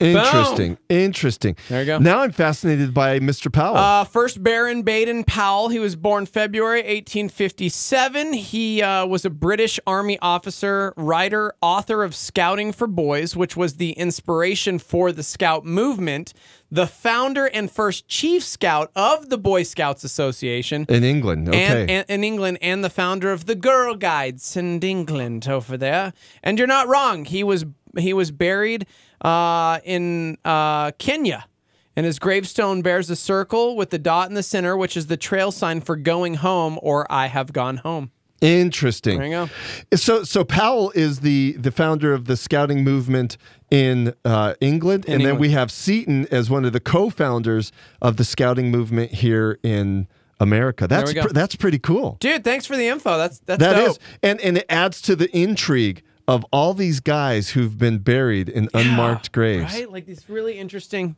Yeah. Thanks for the call, man. That is awesome. Sure thing. Have a great day. You too. Remember the Stormy chimed in and said, I've always told my friends that when I die, I want to be dressed up as Spider-Man pushed out of a plane over Times Square. Whoa. Jeez. That could be disturbing. That could be disturbing. You know what? I think. Could you imagine walking in Times Square and then Spider-Man just splats in front of you? No. It's terrible. It's horrifying. Sam, I think won as far as who could be the next Indiana Jones. Okay. Idris Elba. You know, I love that. We actually had a few people chime in with Idris Elba, and I'm like, yeah, all day, air day. Except, honestly, I want Idris Elba to be the next James Bond. I think he would be a perfect James Bond. Hey, guys. He's British. He's dope. Hey, What? guys. You don't know who Idris Elba is? I don't know who Idris Elba is. Who is he? I just leaked everywhere. Who is he, guys? Who's I'm Idris? trying to think of movies Luther, that you would actually... He was Luther, BBC TV series. Yeah. I'm trying to think of movies you would actually... He's been in the Thor films, but I don't think you've really ever... No, he was the key gate guy. Heimdall, bro. Heimdall. He was the key guy. The Dark Tower. He's the gunslinger in the Dark Tower. Oh. Okay. I saw the Dark Tower, the gunslinger in Dark Tower, yeah. Yeah? And remember, I'm a Western. I know. I'm a Western guy. So Have anything. you read the book series by Stephen King? No. Okay. No, I just saw. I mean, anything Westernish, I go to. I'm a Western junkie. You're a Western. I am. Guy. I mean, and then going back to the conversation you had with your dad, previously before we came on about, did you remember when John Wayne? When I was growing up, it was either John Wayne or Clint Eastwood. And so you have to say, which kind of guy? I am by far, hands down, no questions asked, a Clint Eastwood guy. Yeah. So Clint Eastwood to me... John Wayne was a racist. Okay. Well, John Wayne, I don't know. Clint Eastwood had that anti-hero. Just Clint Eastwood is the best. Oh, he really John is. Wayne films sometimes came off campy to me. Yeah. They were a little more great they were films, like Elvis Presley westerns sometimes. Okay, I'm gonna make people really mad with that statement. I'm sorry, but yeah. My two favorite John Wayne films are ones that John Ford, the director, did because they were beautiful. They were beautifully filmed. They were cinematic. Like The Searchers, great film. But still, as far as an actor and the characters and everything he brought to the role, Clint Eastwood, hands down. Yeah, you'll never see Clint Eastwood slapping a woman in a movie, but John Wayne, he used to slap women in movies all the time. Did he really? Do you guys? Serious I'm right now? serious. Yeah. Like don't just say dumb things. Serious. Yeah. Do you guys have a favorite Clint Eastwood Western? Well, my favorite movie, Clint Eastwood movie, has to be Play Misty for me because when I got into radio, my dad told me you need to watch Play Misty for me because it's about he played a DJ. Did you ever see it? Yeah, yeah. Gosh. And this psycho girl would call up. It's not a Western. It's not a Western, but it's my favorite Clint Eastwood movie, yeah. My favorite Clint Eastwood Western is The Outlaw of Josie Wales. Oh, yeah, that's that's a a good phenomenal one. one. See, my favorite Clint Eastwood film, he's not even the lead. It's called A Perfect World, and it stars Kevin Costner and Clint Eastwood, and it is one of the most phenomenal I don't movies. know if I've seen A Perfect World. Dude. Okay. Is it recent? No, 90s. And I'm going to set it up. It's Kevin Costner is a prisoner who escapes, and Clint Eastwood is the U.S. Marshal who is on the hunt for him. And along the way, it starts with Kevin Costner escaping from prison with another gentleman, and they sneak into this house to try and hide. And there is I don't remember if they were Seventh-day Adventists or if they were Jehovah's Witnesses or what they were, but there was a family in there, and they end up kidnapping the boy as like a hostage. And so they're on the run with this little boy through like small town Texas area. I don't want to say anything Yeah, don't else. say more. Because it's called A Perfect World. Okay. And it is my favorite. I love Clint Eastwood. Not just Clint Eastwood, but Kevin Costner. And so you could say it's Favorite. kind of a modern Western in that it takes place in Texas. It does, and he definitely is. Yeah, Does someone wear a cowboy hat? yeah. Well, Clint Eastwood wears a cowboy hat the whole time. Okay, I mean, then I'm telling- it's a Western. Okay, fine. It's a Western. Go see a Perfect World. Hey, we have to get something. Westerns don't just mean movies that took place years ago. We have modern Westerns, things that kind of have that Western sensibility, like Cormac McCarthy movies. You know, they kind of have that Western grit. They're kind of like these modern Western type things. But anytime a Western comes. Hostels, man. Hostels. I go and see Yeah. it just because it's like I got to see new Westerns. Yep. A movie I watched, I think it was last year or 2 years ago, High Plains Drifter. Yeah. That's High an Plains. Oh, yeah. incredible Western with Clint Eastwood. Oh, yeah. Clint Eastwood literally put out many great people are Westerns. going crazy on the Okay, live line. Let's see, here The it Good is. and the Bad, the Ugly. Oh, great. The Dollars trilogy. Oh, Dollars trilogy. Pale Rider. Which, by the way, Good, Bad, and the Ugly was part of the trilogy. Oh, okay. Yeah.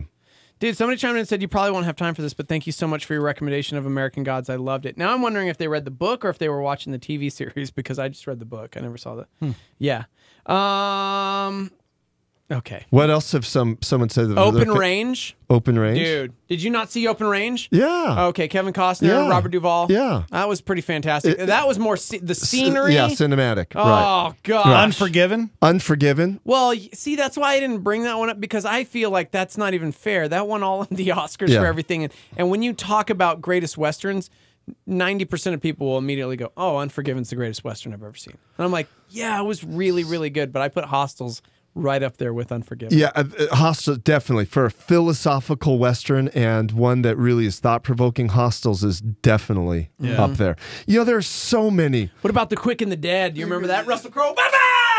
No? Yeah. Sharon Stone, Russell Crowe? No, I don't remember Leonardo DiCaprio. No, I don't remember. Was he in Maverick? Quick and the Dead. No. No, that was Mel Gibson, and that Yeah. was the film remake. Okay. And James Gardner played the dad, and James Gardner Was was in the original series, right? Come on, bro! Can you guys name the series that Clint Eastwood got his start? What Western series did Lonesome Dove. he? No.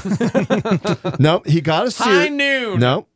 He started on a series. Bonanza. Nope. You're getting closer. It's a little earlier than Bonanza, but Gunsmoke. Little House on the Prairie. Gunsmoke. it's called Rawhide. Oh. Rawhide. Can you name the Western series? Derek, by the way, chimed in and said Rawhide before we. Oh, man. There you go, Derek. So can you name the series, the Western series that Steve McQueen started in before he went big? I already started going back as far. We haven't named it yet. No. I'm all out of them, man. No, it's a TV series yeah. before Wasn't Steve. Gunsmoke? No.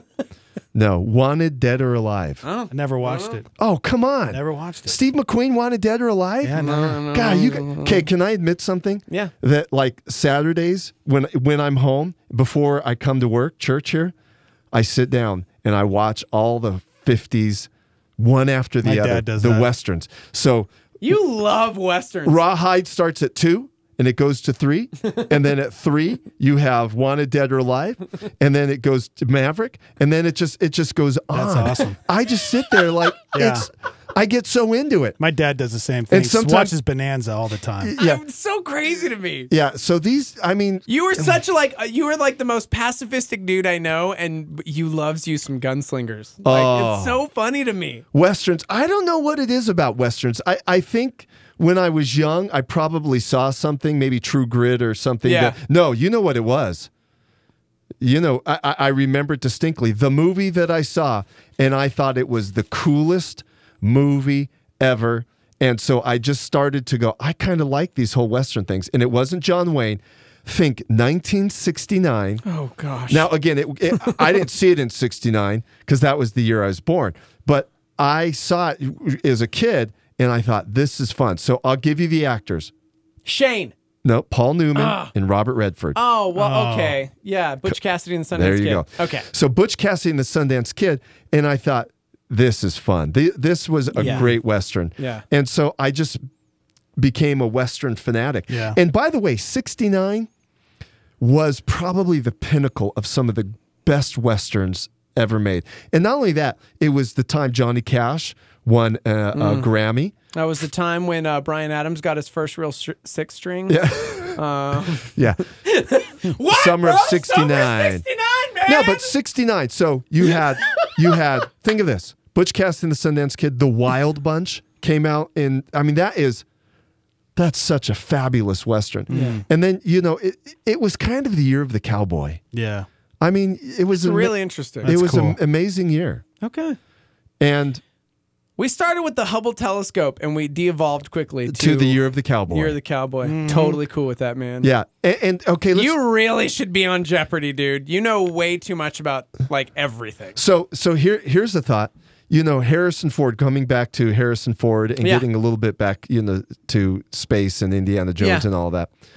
So Harrison Ford, is Indiana Jones, just like he is Han Solo. Yeah. But here's a thought. Who could replace him? Who was born on the same day as Harrison Ford and kind of likes Westerns and knows about space? July 13th. Oh. Harrison Ford was born on He July 13th. was born on July 13th? Yes. Well, you were born on July 13th. That's right. Yeah. Brian So Nixon. I'm wondering if I should. You could do it. If I should go. Yes. And You're basically and an B, architect. You can't. They want to replace him with somebody young. I was born just 3 short days after that. That's I'll do true. It. You know what? I'll do it. Okay, Steve, you know what, if you guys you're need it. me. You're it. You're it. No, it's got to be somebody like tough and gritty and like, I don't know.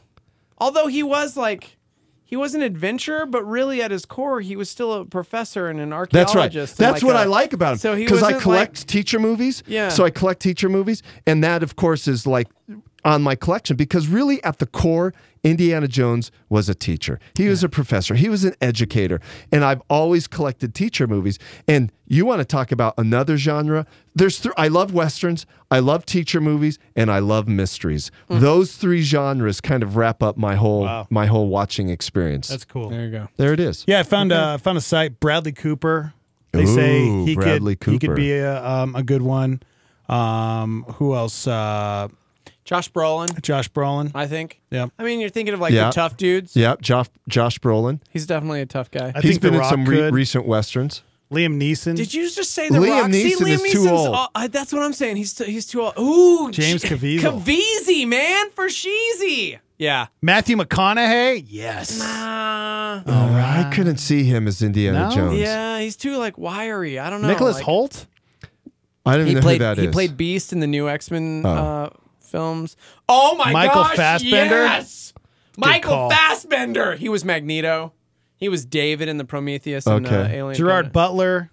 I could see that. Scotsman. Hugh Jackman. Australian. Yeah. Carl Urban.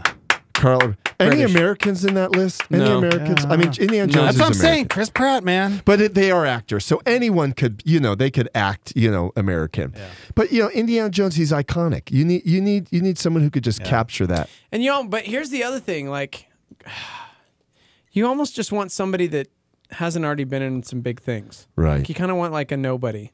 Someone Seriously. to grow with grow into the series. Grow into it. Yeah. Now, granted, obviously, you didn't have that with Harrison Ford originally because it was like he was Han Solo. Yeah. But I feel like Chris Pratt is already doing that. He's Star-Lord in Guardians of the Galaxy. He's the World. lead in the new Jurassic World series. Like, he's a pretty big star. I don't know. I like what's it, Josh Brolin? Yeah. He's played some gritty, westerns too. He's like, he's going to be a gunslinger a little later this year. Is Cable, am I right? Yeah! As who? Cable. The Cable. single great. Nobody knows who Cable is. You know what? Somebody just chimed in with Chris Evans. Ooh. Chris Evans. Chris Evans, Captain America. He's a little too pretty. Captain He's a America. little too pretty. He's, I don't know. Too pretty? I hate you. Someone just wrote a whole paragraph right there, Steve-O. Yeah. Holy Well, smoke. that was from, Tom Hardy. Somebody said Ooh, he's pretty Tom tough. Hardy? Pretty gritty. Thinking, yeah. Wow. Anyways. That's good stuff. Hey, guys, as a recap. Edwin Hubble, 3 degrees. Edwin Hubble on this day started to take pictures of outer space that transformed our understanding not only of the beginning of the universe, but that led into dark matter, that led into redshifts and variable stars. We are so thankful for Edwin Hubble and all the other scientists who are working to help us discover about this beautiful creation that the Lord has given us. Also, shout out to Clint Eastwood. And John shout Wayne. out to Clint Eastwood, Milo Harrison Harrison from Ford, This Is Us. and all the other people that were guests on today's broadcast. Thank you, Brian Nixon. Thank you, guys. I just want to go watch a Western now. I know, right? We didn't even mention Tombstone. Oh. Just saying. Just saying. Yeah. All right. Hey, we should have a Western night and invite listeners Yes. to come. Can we borrow the Lobo? And you borrow the Lobo. You pay $20, but you get to hang out with Dex and Steve-O. We just talk history and culture and we watch some Westerns Westerns and we analyze them. Can we watch Logan? Because it's basically a modern retelling of Shane, and it was filmed in New Mexico, and it's a beautiful. I haven't seen it, but I'm going to go see it. Dude, let's do a Western night. I'll let you borrow it. Let's You're do a gonna be Western night. That's your job, your guys' job to put this Western night together. Make him be Nick for watch Logan. a fundraiser for Star 88. Yeah. We're live from the Dreamstyle Remodeling Star 88 Studios. We'll be right back. Hang out.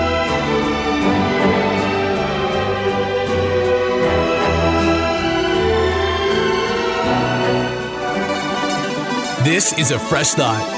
Listen up to Levi Lusko. What I love about light is that it's a perfect parallel for our journey of faith. For does not 2 Corinthians tell us, we do not walk by sight, we walk by faith. All that's there isn't seen by our human eyes. So as we follow Jesus, he's going to tell us things and help us to see things that we can't see in the natural. We can't see in our normal everyday abilities that he's able to show to us. When his invisible power comes into us, we will be able to, by faith, see invisible things that are unnaturally apparent to us. So I think it's just an amazing parallel to walk with Jesus, to walk by faith, to not look at our job and just see our job, but to look at it through his eyes and to trust that his invisible power going in will cause invisible things to become visible to us, right? Ultra sight.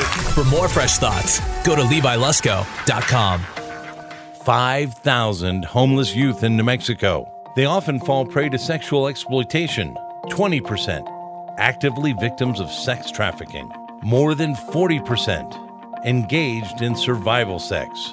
Within 48 hours of being on the street, they're likely to be approached by someone trying to coerce them into trafficking. Shared Hope International reports New Mexico currently has a D grade in legislation, response, and services available to domestic minor sex trafficking, or DMST, victims. There are no specialized services for these victims in New Mexico. The New Mexico Dream Center's campaign, 12 for 12, plans to provide a safe drop-in center as well as transitional living for these youths. Your one-time gift of $12 makes a difference. 12 for 12.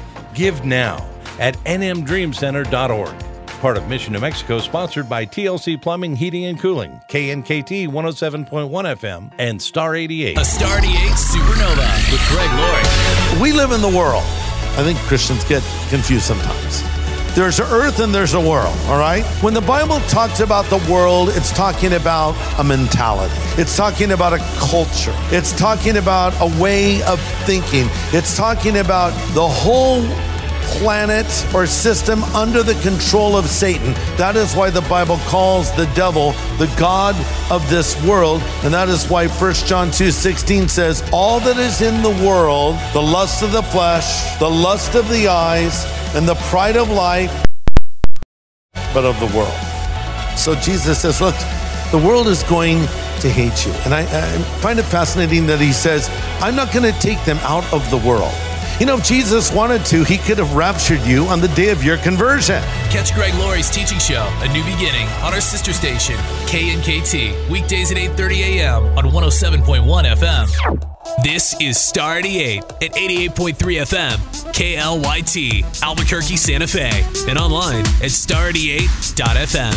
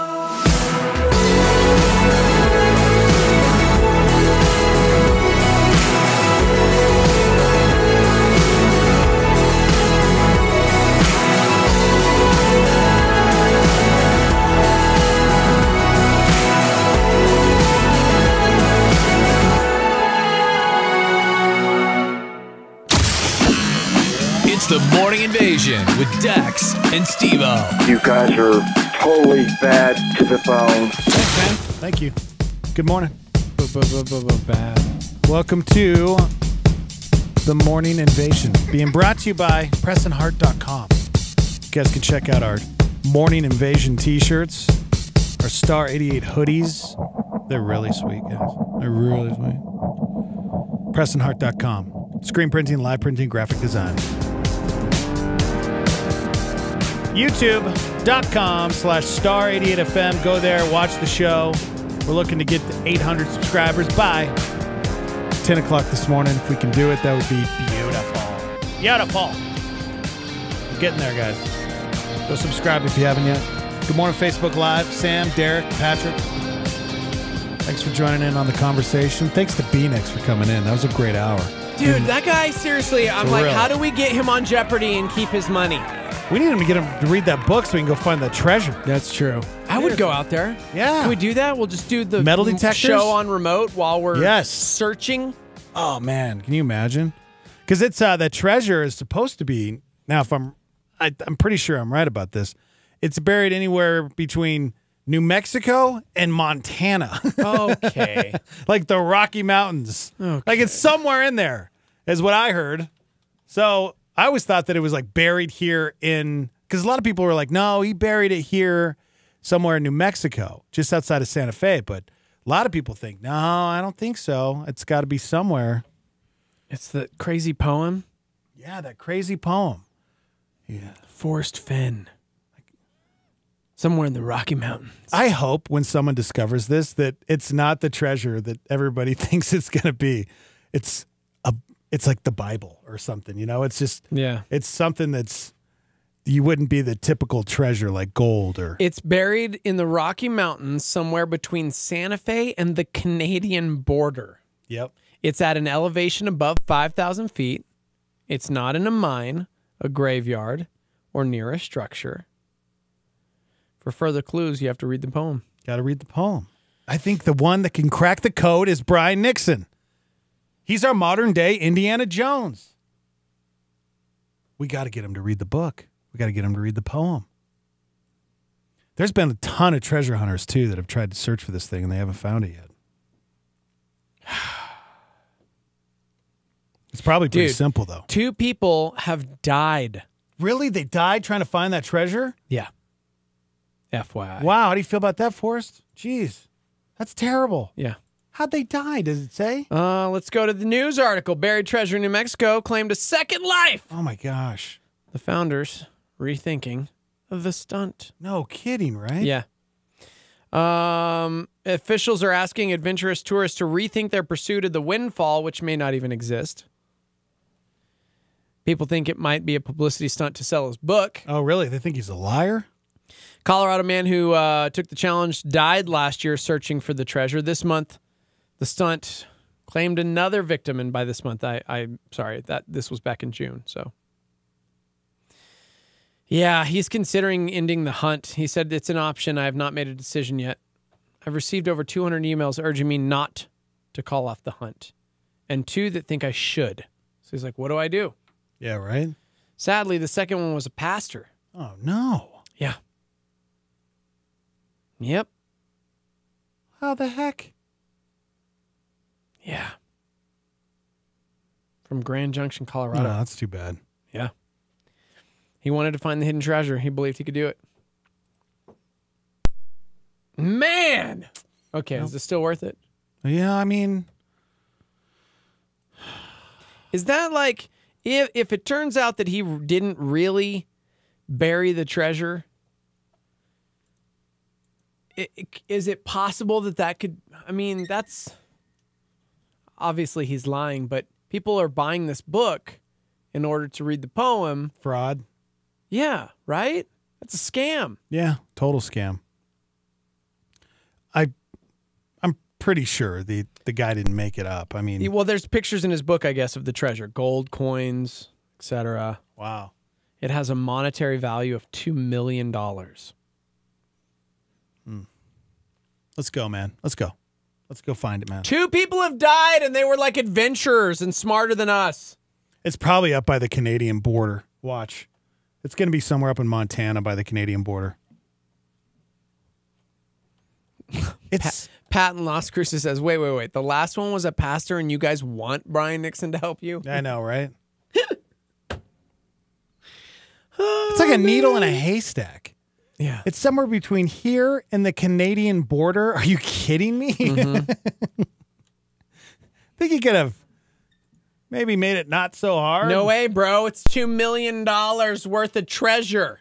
Watch, somebody in like 50 years is going to find it. They're going to stumble upon it. They're going to stumble upon it, and they're not going to know what to do with it, and they're going to take it to Scotty's Pawn Hive, and he's going to give them $80 for it. Because it's worth $2 million, but it's not like you can just go to the coin store, right? Like, check it out, guys. I found this case. I'm going to eBay it all. Like, what do you do with it? I don't know.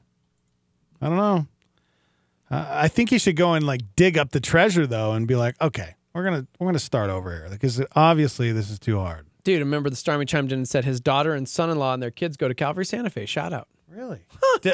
Is he the? I think he's the only one that knows. I don't even think his family knows where it's at. Right. That was really funny, by the way. Yeah.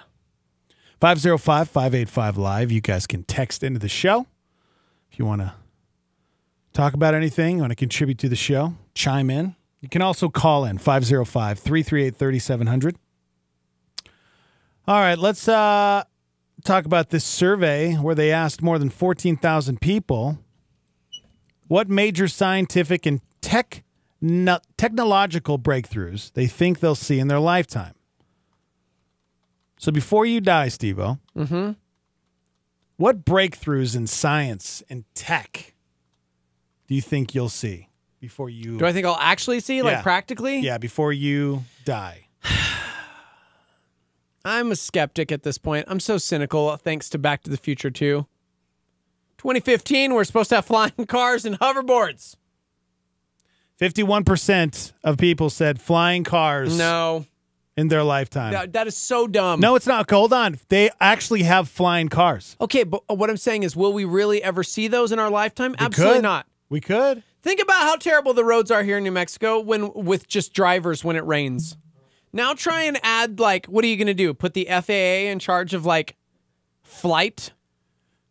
Well, think about it, man. Not everybody... Would you run out if you could go and just get a flying car that was affordable? Okay. Okay? Would you run out and get your pilot's license? Would that be something that you would want to do? Because I feel like not everybody would want to do that. I don't think it would be as crazy. I mean... But where are the roads? There are no roads. Where we're going. Well, airliners, they There's follow still air roads. Exactly, that's what I'm saying. Yeah, they follow a path. That's what I'm saying. I'm being too practical about it. That we're not going to see flying cars. Who's going to monitor that? Who's going to govern all of that? How are they? Where are we going to travel? How are we going to travel? What roads are we going to take in the sky? Just saying, guys. I'm bursting your bubble. I don't think it's going to happen in our lifetime. It's not going to happen. Probably hundreds of years from now, sure. It'll never happen. The DOT can barely maintain our roads. There's orange barrels everywhere. That's exactly why we need to be in the sky. Yeah, okay. No construction. Can you imagine? Just be orange barrels floating everywhere over New Mexico. It's like our state flower. Yeah. Gosh, man, I-40 right now is a mess. Mm-hmm. I was coming home from Astro Zombies yesterday after picking up my comic books, and it was like, I was stuck there for like an hour and a half because they've got it down to, I think, 2 lanes or 1 lane at one point. It's like, what are we doing? Yeah. This is I-40. This goes to California. It's terrible. You know what's crazy? I was watching a video this morning. Uber, they've put out a bunch of self-driving semi-trucks. I think they're sending out like Amazon packages. I think there's semi-trucks full of Amazon stuff, but they've been doing it for months now. There's self-driving trucks on the road right now delivering things. Yeah. That's crazy, man. See, our boy Mark in Tempe says, oh dear, as an airline pilot, I dread the day when flying cars happen. Mm-hmm. Yeah, not going to happen in our lifetime. What do you think, Starmy? They asked 14,000 people, in your lifetime, what major scientific and techie breakthroughs do you think you'll see before you die? 51% said flying cars. Teleportation. 26% of people said teleportation. Wait, are we talking like beaming you up somewhere? Yeah, The which ability to, like, didn't they do that with an object? Okay, but have you seen The Fly or any science fiction movie? I'm not where saying they it were trying would. to teleport you Of course, it somewhere will kill and, you like, now. It scrambles you and you're But dead. they're close, man. I think they've done this to an object. Okay. They've teleported an object, man. Let me ask you this. I'm being too practical this morning. Maybe it's because I'm getting old. All right, airplane ticket. Hey, you guys want to go to New York? It's gonna take like 3 hours of your life to fly there. It's gonna cost you $250. Or you can try this new technological advancement, teleportation. It's instantaneous. It's gonna set you back $150. It's cheaper than flying. There's a possibility you could die. Which one are you gonna do, Dex? Okay. Well, everything's a possibility of teleportation. dying. It's only $89. What's the percentage of dying? I mean, it's still untested. It's pretty new See, scientific discovery. I need to know what the percentage is. Like, how many people have we died can't tell so you. far? Like, we can't no, tell you. of course not. I'm not We going can't to tell do you it. the percentage. Of course, I'm not going to do it. But I could die flying. I could die driving in a car. 80-20. 80-20. 80-20. 80% chance you make it to wouldn't New do York. it. No. 20% chance you're Just so I could get there splat. instantaneously? Yeah, No. man. No, it's not worth it. What if we could take you to France instantaneously? No. $30. It's not worth it, man. $30 right now. We're going to teleport you to France. Now, if there was one death out of a million 1,000. people, What if it was one death out of 1,000? See, I don't think it would be worth that. Would you teleport? $20. $20. It's only $20. $20. You can go see the Eiffel Tower right now for $20. Yeah. Teleportation. You teleport to the top. One in of the Eiffel 1,000 Tower. die. You know what? I'd do it. For $20, you were an idiot. I'd do it. You're so. I'd take the gamble. You're just not wise. I'd take the gamble. Telepathy. 28% said telepathy, which, seriously, they're close. Yeah. They're close to reading our minds, Okay. man. Gosh, you were Google it, man. I'm serious. Do you read science now? I'm just saying. Because they can do it. Mm-hmm. Aaron says AI piloted vehicles are already in testing. With flying vehicles and autonomous driving, we have now flying driving would be more like setting your destination and going to sleep. So that'd be kind of cool. Yeah. Jessica says she'd love to see a cure for antibiotic-resistant bacteria. Whoa. ALFHWUQD. I really got to figure out how to pronounce that on YouTube Live. YouTube.com/star88FM, by the way. Get there, subscribe. Computer neural implants, so you can answer your phone, text, and browse the internet by thinking about it. Nope. That's where that chip comes in, man. Yeah, nope. That chip implant. Somebody said teleportation. Has anyone seen Willy Wonka? That's what I'm saying, man. No, I would never. You show up and you're 7 inches tall. Would you do it? Yeah, I would. You have to visit the Eiffel Tower as a 7-inch tall human. Would you still want to do it? Yeah. $20. Do I get to go back to my normal size? Yeah, when you come back to America, Yeah, I'd of do course, it. you're back to normal size. Yeah, you wouldn't want to try But that? you're the size of a French fry. How cool would in that be? France. How cool would that be, man? I'll fly over there so I maintain normal size, and I'll just carry you around in my front breast pocket. Okay. Because you're my breast friend. Okay. Get out of here.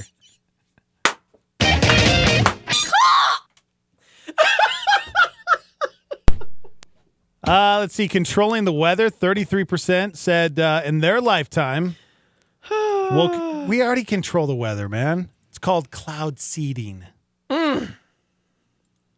Traveling to and living on Mars. 35% said that'll happen in their lifetime. By the way, member of the Starmy wants to thank you for the quote of the day. Do you read science?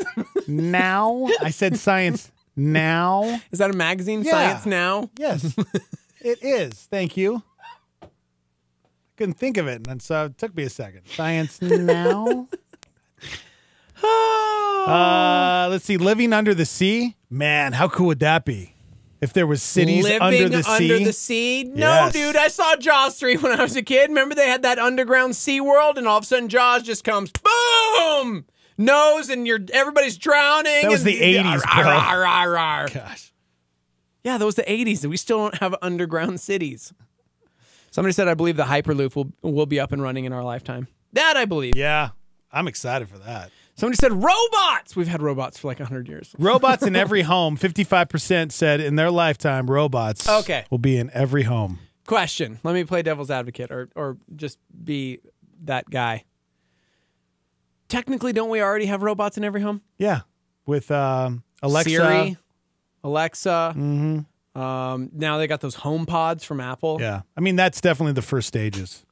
Those are essentially robots. Yeah. Dude, I was getting my tattoo done from Erickson, and he got one of those Apple Pod things or whatever they're called, and it was like ridiculous. Yeah. So he's just like, "Nyeh." I don't like the song. Hey Siri, can you play me some? And then all of a sudden it was just like changing. Set the volume to 25, and I'm going, this is ridiculous. Think about those. We literally don't have to move. What about anymore. those videos we've been watching of the robots that can jump and do flips? That's one person did say robotic soldiers. Yeah, that's right there. I don't want that in my lifetime. I would like to be gone before Judgment Day. Yeah, it's gonna happen. It will happen. Yeah, robots in every home. 55% said that'll happen in their lifetime. Robots at work, they're gonna take our jobs. You know that's going to happen. No, we're safe. Our job is personality. You think a robot's going to tell that breast friend joke? No! No. Off the top of my head! Yeah. But if you work in fast food, you better start thinking of a new career. Come on, man. You telling me a robot can't deliver me a Big Mac? A few weeks ago, we went into the Golden Arches because was there a robot I'm a in there? terrible father. I let Brody pick, and I don't know why I ever let Brody pick anything because his number. It's like we can eat anywhere you want, sushi. Well, I mean, what have you? And he's like, McDonald's, and I'm like, oh, why did I fall for this? Why did you ask him? I don't know. So we went into Mickey D's, and now you don't even have to order at the front counter anymore. We walked in, and there's like these crazy like LED kiosks, and it's all touch screen. Where's that at? So there was like 5 people online, and I was like, nobody was trying out this new technology, and I'm like, I'm just gonna go do this. And we seriously went over there, and I was kidding. like, Happy Meal, this drink, this, and you paid for it right there. Boom, boom, boom, and then my Apple Watch. Bloop.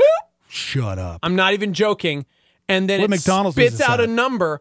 I'm not even being funny. It spit out a number from the little kiosky thingy, and then you just go sit down. And then the human brings it out to you. And I was going, what? This is crazy. That's awesome. Yeah, less human interaction. So great. It was weird, man. Yeah, I'm not even kidding. I love it. It was up in Rio Rancho. Like, I was like dumbfounded. You don't even need to talk to humans anymore. No. I mean, think about this. When we go grocery shopping, we do it through an app. Yeah. We have them bring it out to our car for us. Mm-hmm. You don't have to grocery shop. So it's like, yeah. Yep. Robots, bro. Better get that college app. Happening. Get that piece of paper, man. Go to college as fast as possible. It was up on McMahon and Unser area, by the way, for people that are like, wait, what is happening? It was really weird. And I'm definitely not suggesting it because McDonald's. You know what? Kids, if you're going to go into anything, you should go into robotics. That's where you're going to be safe because you need to build robots. Yeah. Somebody chimed in, our friend Alpha Wall on YouTube Live. Carl's Jr. actually had the self-serve kiosks years ago, but they got rid of them because no one used them. I'm not kidding. There was like a line at McDonald's. People are waiting to talk to the human, and they have like three. They had like 3 just lit up kiosk things, and I'm going, is nobody going to try this? Huh. Is this still in like the development stage? Like what's going on? So I just walked over. Wow. Yeah. I didn't even, I don't know why I just fake Can't typed. be the last time I went into a literally McDonald's. touch screen. It's like, I want quarter pounder. Like you just press buttons. Wow. And then it's like, here's your total. I'm like, oh, okay. That's crazy. Yeah. Nobody was using them though. We're talking about this survey. They asked more than 14,000 people in their lifetime, what breakthroughs in science and tech do you think they'll see in their lifetime? Remember the Starmy chimed in and showed us this article. Military researchers are developing corpse-eating robots. Yep. Heard about this too. Yeah, think about that. The Defense Department is funding research into battlefield robots that power themselves by eating human corpses. Yeah, on the battlefield, they're going to be able to continue to fight by eating the dead bodies. Yeah, that's got to be a war crime. No, not defacing. What is the term I'm looking for here that fails me because corpse-eating robots? Oh my gosh. That's got to be you can't eat our dead. You have to let us bury our own. And the robots are like, yeah. Nah, man. That's how they get power, is by eating human flesh. Researchers at Robotic Technology say the robots will collect organic matter, which could include human corpses, to use for fuel. Okay. That's crazy. Yeah. Because here's the thing. What happens when the machines run out of food and they need more fuel, but there's no dead bodies? They're going to start killing us. They're going to start killing us. That has got to be the worst article a member of the Starmy has ever sent us, because now I'm terrified. Somebody's got to make a movie about that. Oh my gosh. Somebody said my job is eventually going to be replaced by computers. I'm a meter reader. They're planning to install meters that communicate through the internet and phone lines. Hopefully I can get out of the department before it happens. Yeah, you should get out of the department, meter reader. Hope you don't work in the Nob Hill area, meter reader, because you've cost me like $80. I'm just saying. I have a friend who's in the gas business. He owns a couple gas stations. And even him, he said he started finding a new career because he thinks in the very near future we're not going to be using gas. And so he's going to be out of business, which I'm all about. You know, there's other ways. Come on. Yeah. I can't believe we're still putting gasoline in our vehicles. Yeah, dude, Doc Brown put an empty beer can and a banana in the end of Back to the Future, and he flew to the future. Yeah. I mean, if we can put dead bodies in our cars and they can actually work, then come on. Why do we need gas? No, not dead bodies. Can you imagine they started using dead bodies? Dude. Would you like to donate your body to fuel the economy? Sure. Gosh. Good morning. That's horrible how that sounds about robots eating dead bodies. Yeah, all of it's horrible. We're letting robots take over. When was the last time you went to a Walmart and actually used a checkout person? You go to that self-checkout thing. Boop. Yeah, Albertsons get with it. Seriously. So you think the government's going to be the people who start the zombie apocalypse? Because what if the robots leak something into the bodies, and the dead bodies? You know where I'm going? Okay. Too far? Yeah, I thought too far. Hey, have a good one, bye. You do. What, too far?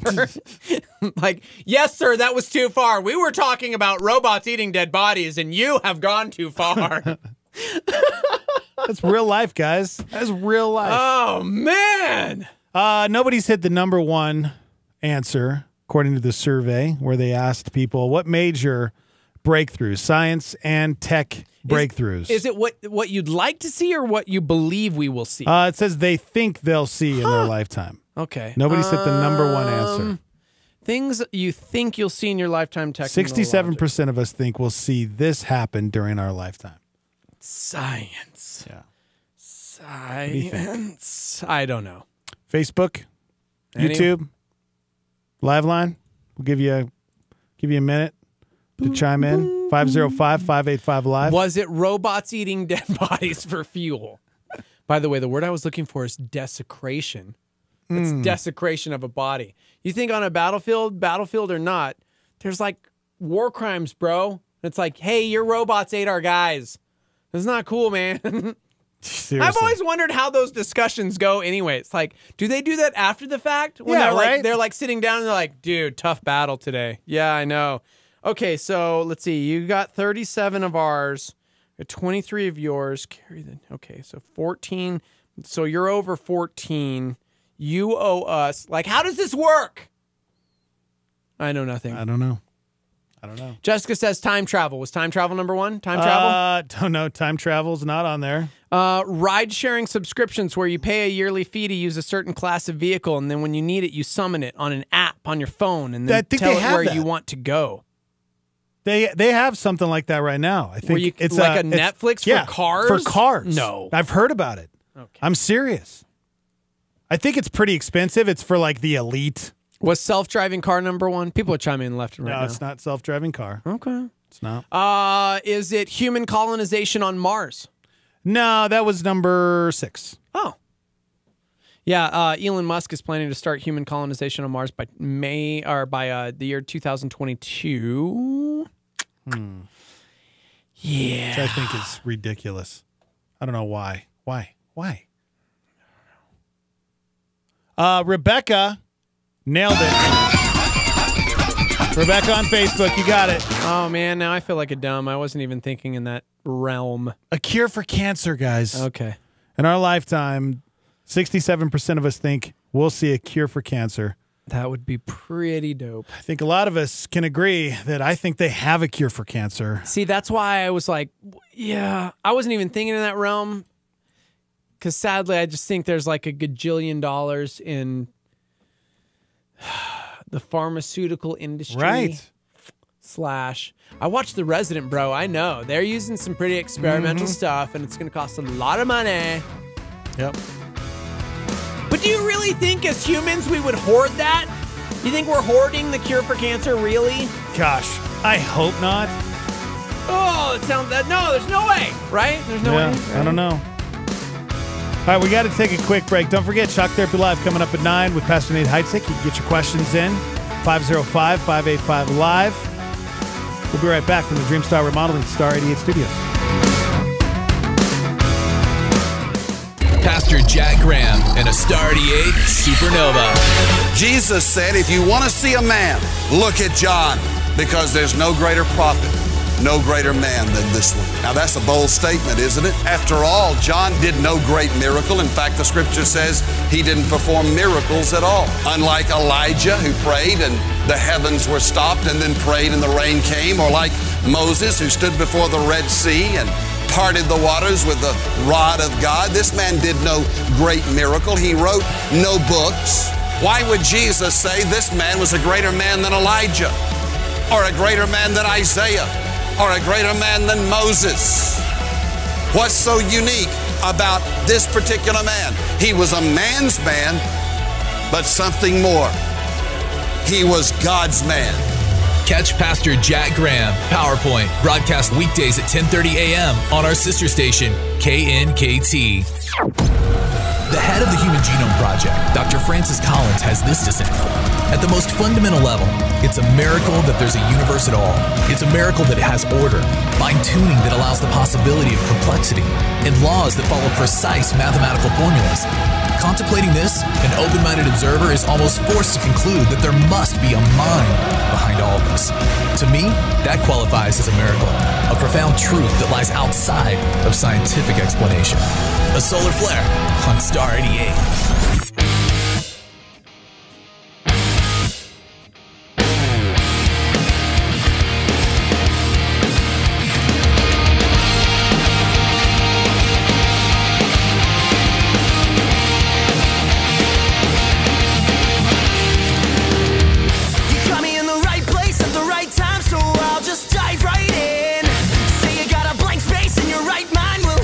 Second win. Oh, your idea, man.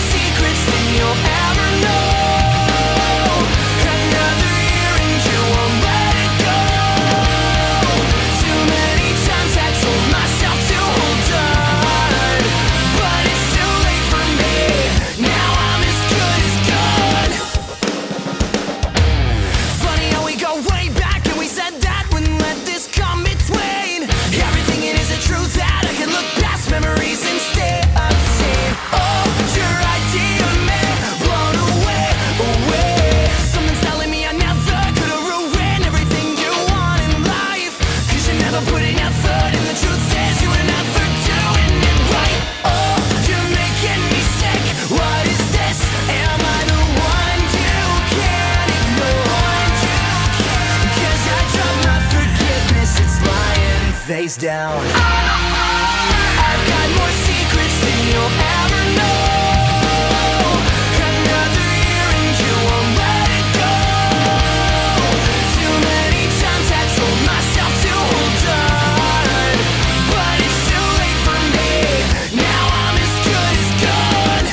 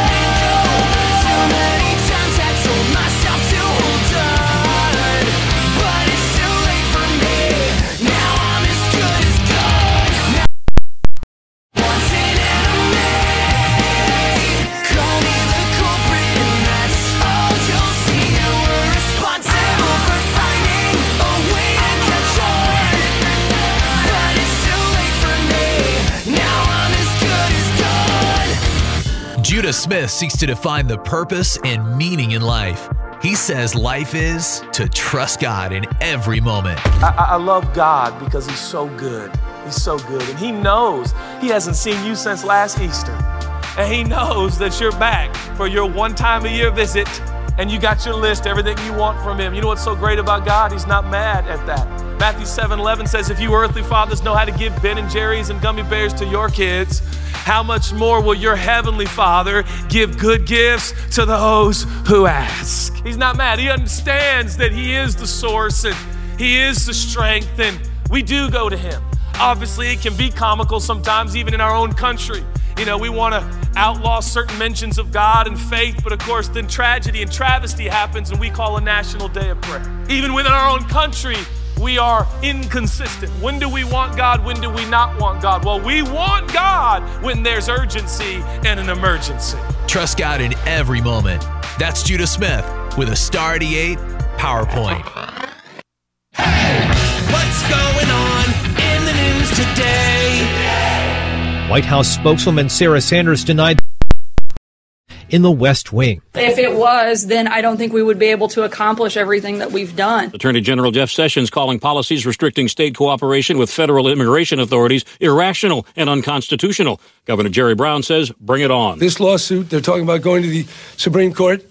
This lawsuit is going to last a lot longer than the Trump administration. A grand jury in Fort Lauderdale, Florida, indicted accused high school massacre gunman Nicholas Cruz on 17 first-degree murder counts and 17 counts of attempted murder. Conviction would make the 19-year-old death penalty eligible. The Northeast continues to see snowfall from this latest winter blast. On Wall Street, the Dow closed down 83 points. The Nasdaq gained 25.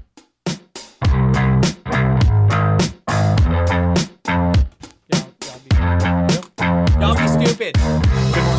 Stupid. Good morning. Good morning. Welcome to the show. Thanks for joining us. YouTube.com/star88FM. Go subscribe to our channel if you haven't yet. And also Facebook Live. You can go there and watch the show, Star88FM. Good morning, Paul. Good to see you. Just good to be here, everybody. 505-585-LIVE. You can text into the show. Shock Therapy Live coming up at 9. Get your questions in if you haven't yet. Shock Therapy Live is an hour with Pastor Nate Heitzig. And maybe you're struggling with something. And you need some help. You need some advice. Some godly advice. That's what the hour's for. It's for you. It's not an hour a free theology therapy session. Yeah, like therapy. You know, you vent, you get everything off your chest. Mm-hmm. You blame your parents. You know, it's good. Yeah. It's good, man. So get your questions in. Whatever it is. You can be completely anonymous. We love it when you guys call in. So phone lines are always open, and we'd love to hear from you when Shock Therapy Live kicks off. Hey, don't forget, we are now live on YouTube, youtube.com/star88fm. Please go subscribe to our channel. We just got somebody chiming in from El Salvador. What up, Nelson? No way. Nelson watching us out in El Salvador. Very cool. Dope. Appreciate you guys. Yet another reason why I love me some technology. I mean, we're just talking about all those great advances. What are you doing? I'm just, beating up on... Please hold for the next available radio host. Oh! Cool. You are very important to put us. your game down Please and maybe hold. hit that button. If you're holding, please hold. Do that. Steve was playing his Man, video you're game impatient. again. Why don't you try clipping Not your allowed to nails play while you during wait? During the show. Or just bite them. Please hold. Sorry, I just have like two more guys. You know those Two dishes more aren't guys, going to do themselves. You know the rule. I gotta play this until you're done. Thank you for holding. Transferring now. By the way, the video game world, Horizon Zero Dawn, is about robots consuming organic matter and ending the world. So our government... Was it our government? It wasn't. Please hold for the next available radio host. You are very important to us. Please hold. My eyebrows If out you're of holding, control. please hold. Did I sleep on it wrong? Man, you're impatient. Why don't you try clipping your nails while you wait? Or just bite them. Please hold. Did I fix You know those dishes aren't going to do themselves. Thank you for holding. Transferring now. Cool. It's good to be back. Ramjet fighting Drift for the... Please hold for the next available radio host. You are very important to us. Please hold. Long game. If you're holding, please hold. Man, you're impatient. Why don't you try clipping your nails while you wait? Or just bite them. Still playing, guys. Please hold. You know those dishes aren't going to do themselves. Thank you for holding. Transferring now.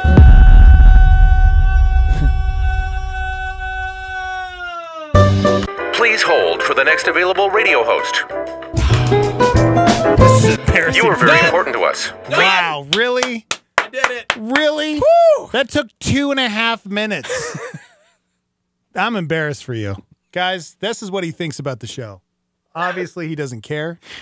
All he cares about is his stupid alliance. That's not true. That's true. That's not true. I care about all of you guys. That's a lie. Care about all of you It's a guys. lie. You broke the rule, man. You know, you got to pay the piper. You pay the piper. You pay the... Put it down. I'm putting it down. See? How are you supposed to do headlines when you're playing a game? Oh, dude. Is that a challenge? No, I've seen you do it before, Challenge which is accepted. exactly why. Guys, have you ever wanted to ruin your parents' lives? You know what? Don't make me hit the button again. Can't do it. I'll hit You the button just again. challenged me. I'm going to do this I've whole seen segment. you do it before, and you sit there and you ramble and ramble and ramble. Oh, man. Hey, hold my water bottle. No. Watch this. You better not. That's The an excuse. Put it down now. Put it down. Number one way you can ruin your parents' what? lives. Please Put it hold down for the next right now. available radio You're host. breaking the rule. Put it down. Done. You are very important. You are unreal, man. Just had to get one more fight in. Gosh, Just one no. more. Just one more fight. Just had to get one more fight in. Guys, you ever thought about your parents? You know, the ones that raised you, the ones that gave you everything, the ones that love you more than anything in the world. There's a surefire way to ruin their lives. Please hold for the next available radio host. Sorry, You are just very got a important to us. Grimlock. Please hold. Is it really- If you're holding, Done. please hold. You really? Done? Number one way. Moving back in with your parents. Now, maybe you're in your 30s, you had a disaster happen with your family, maybe you don't know, something tragic happened. She did what? She's gone. Moved to El Salvador with Nelson, and you don't know what you're going to do. Well, you move back in with your parents, and it makes you feel bad because you're a grown-up and you're living with your parents. But you know who feels worse? Your parents. Oh, no. A new study by the London School of Economics found that when someone moves back home, it causes a significant drop in the quality of their parents' life and well-being. In fact, the negative effect is just as strong as if they developed, quote, an age-related disability. Oh my gosh. Why do our parents hate us? Translation. You moving into your parents' basement is just as hard on them as dementia or a broken hip or cancer. Yeah. That's terrible. I'm trying to think about first off, I'm not the typical parent when it comes to wanting my kids to get out of the house when they're 18. Yeah. Like, I kind of want to be with my kids forever. I don't want them to leave. Right. Okay. I think that's sad. It's ridiculous. Although I will say last night, Brody was sitting next to me, my 5-year-old. I was playing video games, of course, and he wanted to be close. Jack and Luke were off, I don't know, being teenagers. And he was sitting there and he goes, Can I just cuddle up and watch you? And I'm like, what? Just wanted to cuddle up and watch me play video games. Yeah. And I said, no, buddy, come here. Let's put my arm around him. We're like playing together. And I said, can you just never grow up? Can you just be like this forever? And he said, I can, but can I have one more birthday so that I can have the presents? And then when I'm 6, I'll stop. And I was like, okay. Yeah. Okay. Landon used to always tell me that he'd never move out. I told him, please don't move out. Well, he needs to. All dudes I don't needs want to. Here's why. I want them to here's be why with you're me. murdering the Petersons, because they're supposed to be entering the next phase of their life, their relationship, developing new hobbies, traveling, enjoying their independence. And when you move back home, you literally kick the reset button into effect. Macau! Yeah, but what if they're going to be home anyways and they're not going to be traveling? Okay. You know? What if that's the case?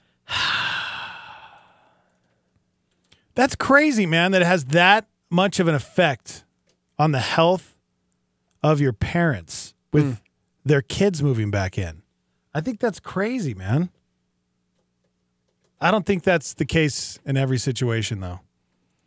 Yeah. It probably just depends on how, like if you have, I don't know, some adults that move back in with their parents are just not good people.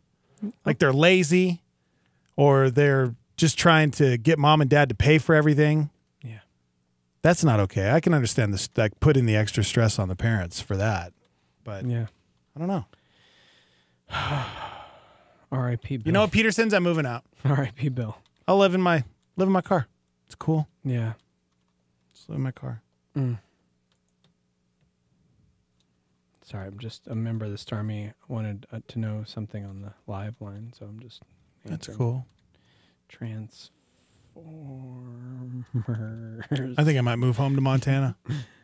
I mean, that would be probably helpful for. Do you think Chippers will hook me up with a studio up in Montana where I could do the show with you? I need to move doubt home it. with I my don't know that parents. we're that cool that we could actually get. But yeah. Okay. Yeah. Okay. I'm just saying. So what? Somebody said, what about this though? What if you're moving back in with your parents to take care of them? I feel like that's different because obviously for quality of life, yeah, you're not they ruining. need you. They're not ruining your life. Their life. Yeah. In that situation.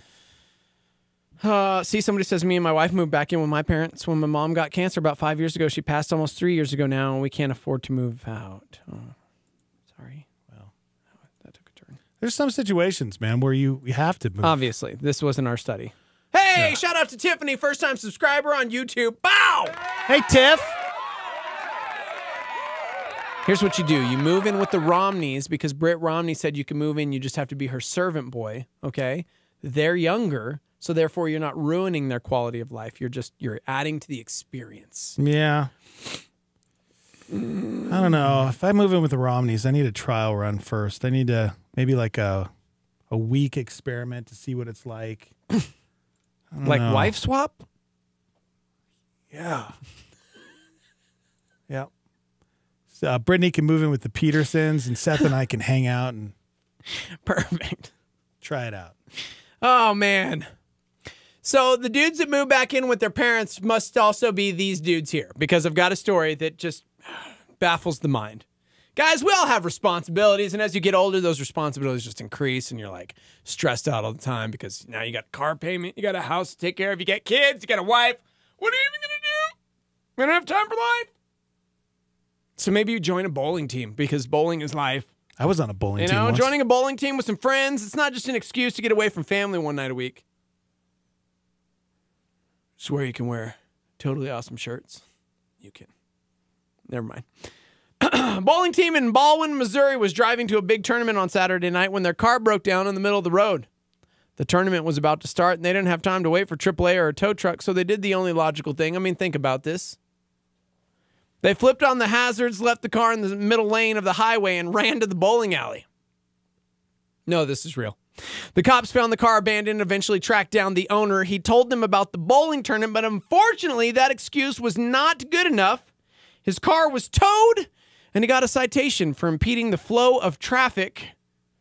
No word on how well he did. He ditched his car? On his tournament. Yeah, he just left it in the center lane with the hazards on. Bro, bowling tournament! In the center lane? Yeah, dude, you got to get there early. Get warm-ups, you know? Get that glove on. Ah!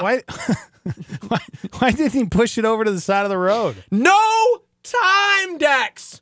Bowling tournament's about to start, man. What a jerk. Also, your team doesn't need to exhaust all that extra energy before the tournament. You know what I'm saying? You could pull your back out. Oh, you know? I feel like you'd be that guy. You needed to. Okay, moving on. I'll hit the button. I'm watching you. Watching you like a hawk. Oh, yeah. Spicy Skittles are now a thing, and I'm disgusted by this. I had like an actual argument with a dear family member. I don't want to throw her under the bus, but it rhymes with Chrissy, my wife. Because I think these sound disgusting. I think they sound awesome. Of course you do. I love you spicy. and Chrissy were separated at birth. I love spicy, guys. Spicy Skittles. They're called Skittles Sweet Heat. They come in 5 flavors: sizzling strawberry, fiery watermelon, flaming orange, lemon spark, and blazing mango. And they are basically just Blazing explosions mango? of fire in your mouth in the form of a Skittle. Yes! Kind of like a hot tamale, but with like other nasty flavors. I'm in. I'm in.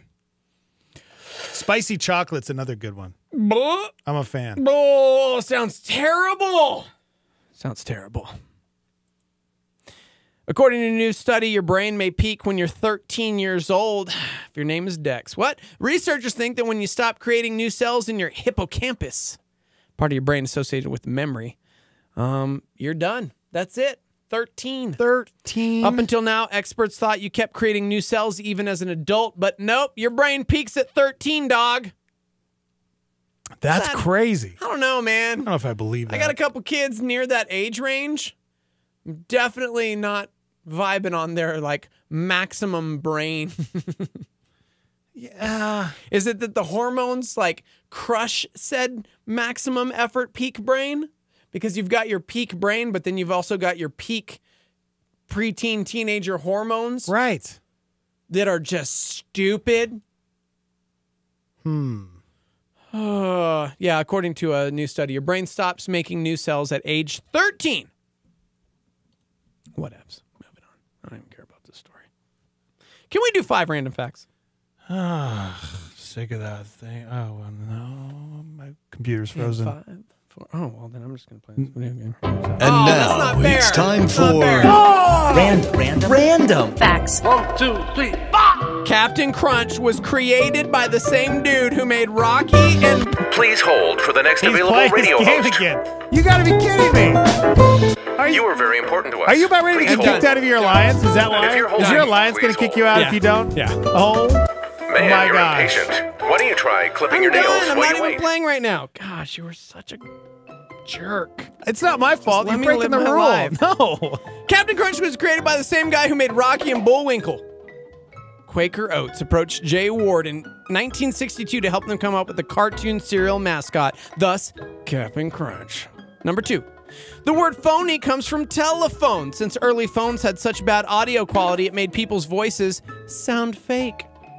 Phony? Come on. You sound very phony. Number 3, there are approximately 4.9 million barrels of bourbon currently aging in the state of Kentucky. That's more than the population of Kentucky, which is about 4.4 million people. Woo! It's a lot of bourbon in the great state of Kentucky. Number 4, James Caan was improvising when he said bada bing in The Godfather. but it became a catchphrase for mobsters in movies and in real life afterwards. Huh. And number 5. Wow. Bill Withers wrote Ain't No Sunshine when he was working at a factory making toilet seats for airplanes. That's cool. I did it. That is your 5 random facts for Thursday. Well, I think we should definitely listen to Ain't No Sunshine. Ain't no sunshine when she's gone. Toilet seat cover. Only darkness every day. All right.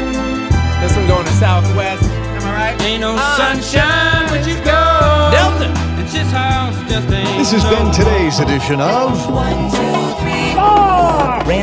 Random Facts. Anytime she goes away. Yeah. Do I have time for one more? Random fact? No. Oh. I did all of them. You did? Yeah, you dude. nailed that. Literally everyone, by the way, was in on that spicy Skittles story. Yep. Sign me up. Except That's I can't gross. eat them. They're too much sugar. Yeah. I want them. By the way, my boy David on YouTube says, Priority Steve, you play that game. Yeah, priorities. Thanks, man. All right. No, we don't have time. Fine. Coming up, I'm going to let you know nothing because Shock Therapy Live. Best a really good story, too. Oh, well. Making fun plans for the weekend may not be such a great idea. You have to wait till Tuesday. So we're going to be gone. This is our Friday, guys. Get your questions in, 505-585-LIVE. You can text them in. Also, we love it when you call. So when you kick off I love it when you call me okay. Big Papa. With your hands in the air if you're a true player. 505 game, y'all. 338-3700. Put it down, Steve-O. We're going to break. I'm doing whatever I want. Please hold for the next available radio host. A lot of people are upset with you, man. You are very important to us. A lot of people are upset. Please hold. If you're holding, please hold. Man, you're impatient. Why don't you try clipping? All right. Technically, we're going to break, so play away. We'll be right back with Shock Therapy Live. Paradise Village, a power partner for Star 88. From pre-wiring a new home, home theaters, to systems ran with smartphones. Integrated systems and security camera installations. Located at 4205 San Mateo Boulevard Northeast in Albuquerque, or online at ParadiseVillageNM.com. Paradise Village, 505-881-6375. That's 505-881-6375. They're not interested in finding customers, but creating relationships. Star 88 thanks Paradise Village for their financial support. We're all on a mission, right? So, what's yours? Get clear instruction from God's Word on the Star 88 Mission Briefing. We picked our favorite Bible teachers, so you don't have to spend hours digging through iTunes looking for the podcast. Every Sunday, starting at 6 p.m., you'll hear from the best Bible teachers like Ravi Zacharias, Skip Heitzig, Levi Lusko, and more. The full lineup is at star88.fm. Tune in Sundays, 6 p.m., only on Star 88. Tony Evans. This is a Star 88 Supernova. Let's picture Manasseh. He's growing up. He's having devotions with his daddy. His daddy's taking him to temple. He's getting all this godly stuff put in him. And then along the way, he looks out and sees all the folks around him, all the nations, the Canaanites, the Hittites, the Jebusites, the termites. I mean, he's seeing all the nations around him. And he sees these nations living it up. He sees these nations in all kind of stuff. It becomes attractive to him. God calls them abominations, but he calls them what's happening now. God calls them evil, but it looked like fun to him. So he adopted their worldview in God's place. That was Pastor Tony Evans on a Star 88 Supernova. This is KLYT Albuquerque, Santa Fe, rebroadcast on KKCJ Cannon Air Force Base, KPKJ Mintmore, K201CC Las Cruces, K203EZ Alamogordo, K207CQ Gallup, K211CW Hobbs, K212EH Silver City, K214DE Antonito, K218AK Artesia, K250AB Roswell, K293AO Alamosa, K228DQ Portales, in the free app for iOS and Android, and online at star88.fm. Here's a final straw to take a stride. In our right direction, I can hardly see the sky. Covering this lonely path, nothing's built to last. I can almost say that I want you back, but I won't.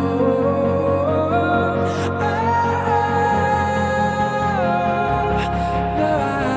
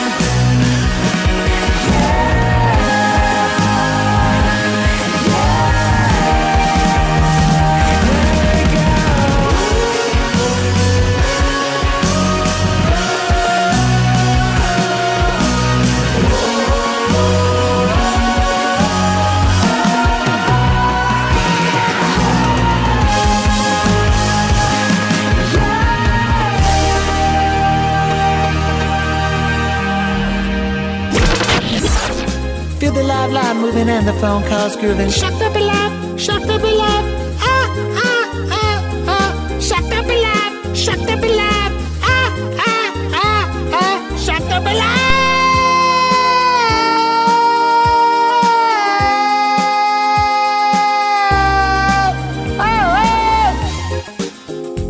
Good Shock Therapy Live. Welcome, everyone, to the Dreamstyle Remodeling Star 88 Studios.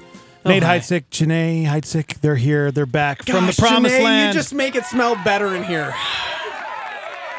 It smelled weird in I don't here. know whether to thank you or punch you in the face. No, you can thank Punch me, him. bro. That He's means been your driving wife me smells crazy good. this morning. Yeah, I don't know. How would you feel if a guy came up and said, "Man, your wife smells really good"? I'd be right on. Punch him in the throat, bro. I'm thinking throat punch. No, okay, that's fine. That's fine. I'm Somebody's thinking gotta with tell it. karate, I'll You kick smell. your You butt. smell. Hey, Janae, you smell. Do it right now.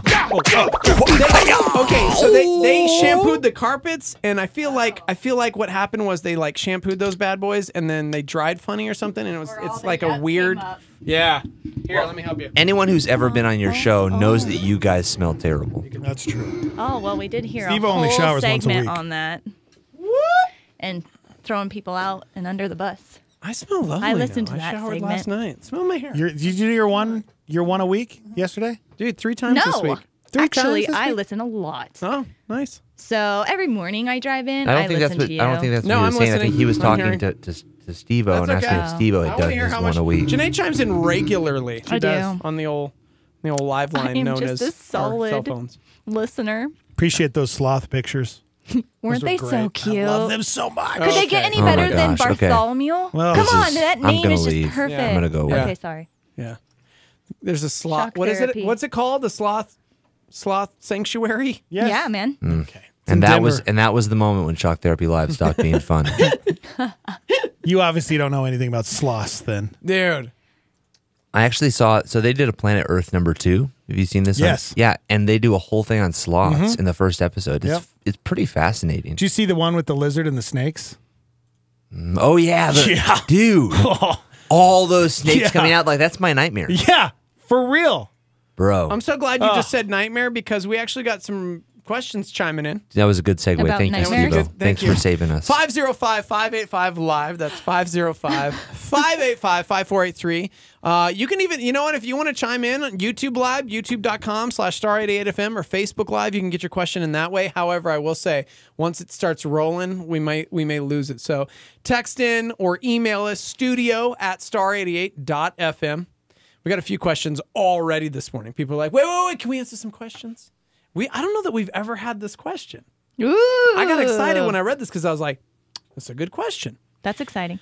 Is there a way to control or influence your dreams? I've had several instances where I've had painful dreams about my ex-wife. Sometimes in the dream, it's her with her new person doing all sorts of things.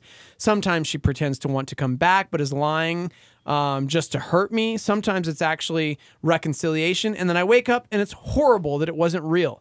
I know this may be connected to spiritual warfare, and I have been praying about it, but I'm wondering if there's something else that might help me. Sorry if this is too theological. I just appreciate everything you guys do. Yeah, so there's the spiritual answer, and then there's the practical answer. Yeah. So the spiritual answer, we really believe that we can allow and ask God to take our thoughts captive. It's a biblical principle.